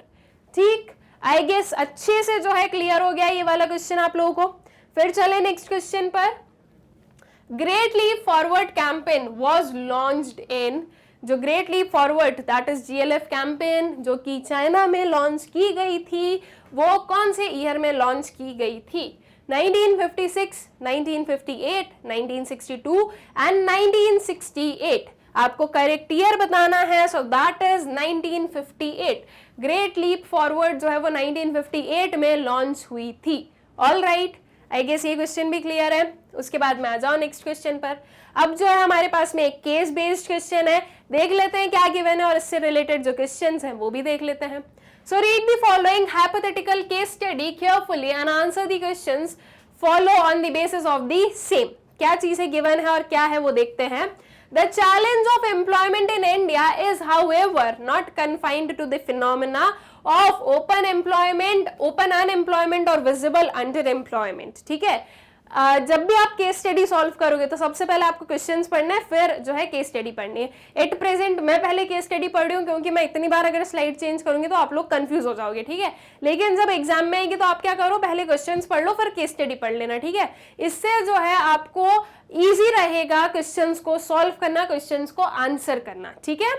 तो क्या बोला गया है कि जो चैलेंज ऑफ एम्प्लॉयमेंट है इंडिया में वो सिर्फ और सिर्फ ओपन अनएम्प्लॉयमेंट या विजिबल अंडर एम्प्लॉयमेंट वाले फिनोमिना पर कन्फाइंड नहीं है। इसके अलावा भी प्रॉब्लम्स हैं, चैलेंजेस हैं, वो क्या है आगे देखते हैं। Unemployment measured in broadest terms of the ideal labour force represented by those openly unemployed or not having work for part of the time they are available for work, as reflected in the current daily status that CDS unemployment was estimated to be 8.23% of the labor force in 2004-5। ठीक है, तो जो है CDS में that is current daily status जो है उसमें जो डेटा एस्टिमेटेड डेटा बताया गया था that was 8.23% of the total labour force जो कि काम नहीं कर रहे हैं या हम बोलें कि उन्हें काम नहीं मिल रहा है, ठीक है। तो ये वो परसेंटेज है, वो परसेंटेज ऑफ अनएम्प्लॉयड लोग हो गए। This is for the year 2004-5। Okay, then on the other hand the proportion of poor those living below the official poverty line in that year was 27.5%। वहीं अगर हम एक और दूसरे हैंड पर बात करें तो जो प्रपोर्शन ऑफ पुअर हैं जो कि बिलो ऑफिशियल पावर्टी लाइन के बिलो रिसाइड कर रहे थे उस ईयर में that was 27.5% on the basis of data collected on the uniform recall period comparable to 36% in 1993-94 and 21.8% using the mixed recall period that is MRP comparable to 26% of 1999-2000। ठीक है, तो यहाँ पर आपको जो है दो तीन फिगर्स दिए गए हैं और अलग अलग जो है अलग अलग चीजों में जब ये चीज मतलब कि जो आपका ये है ऑफिशियल पॉवर्टी लाइन के बिलो रहने वाले लोगों का जो डेटा है वो यहाँ पर गिवन है।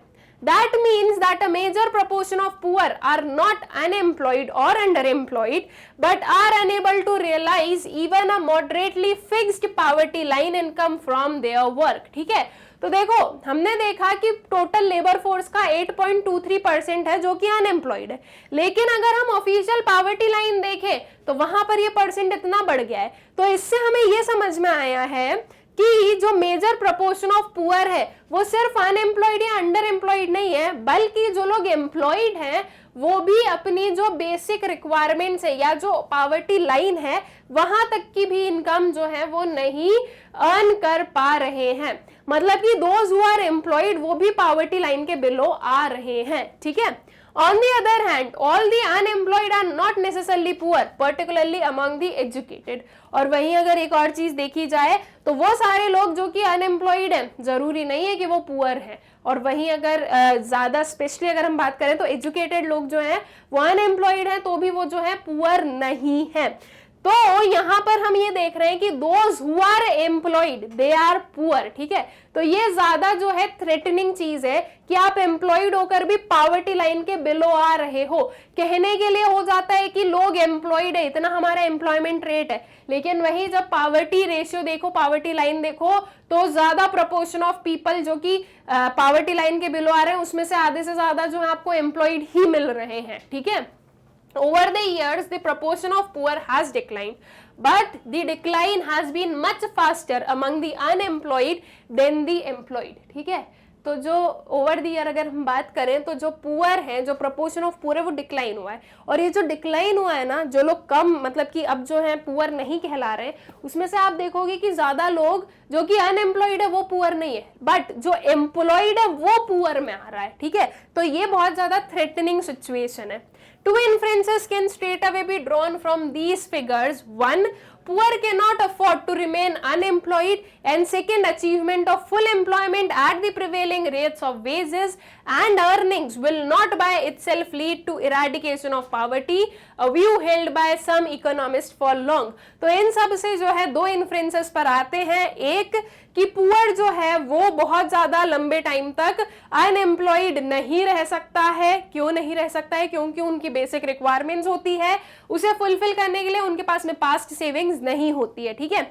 और सेकेंड कि ये जो अचीवमेंट ऑफ फुल एम्प्लॉयमेंट है ये पॉवर्टी को इरेडिकेट करने में हेल्प नहीं कर सकता है अकेला, क्योंकि हमने देखा कि लोग एम्प्लॉयड होने के बाद भी पॉवर्टी लाइन के बिलो आ रहे हैं। तो कहने को फुल एम्प्लॉयमेंट हो जाएगा कभी ना कभी, लेकिन पॉवर्टी जो है वो इरेडिकेट नहीं हो पाएगी उससे, ठीक है।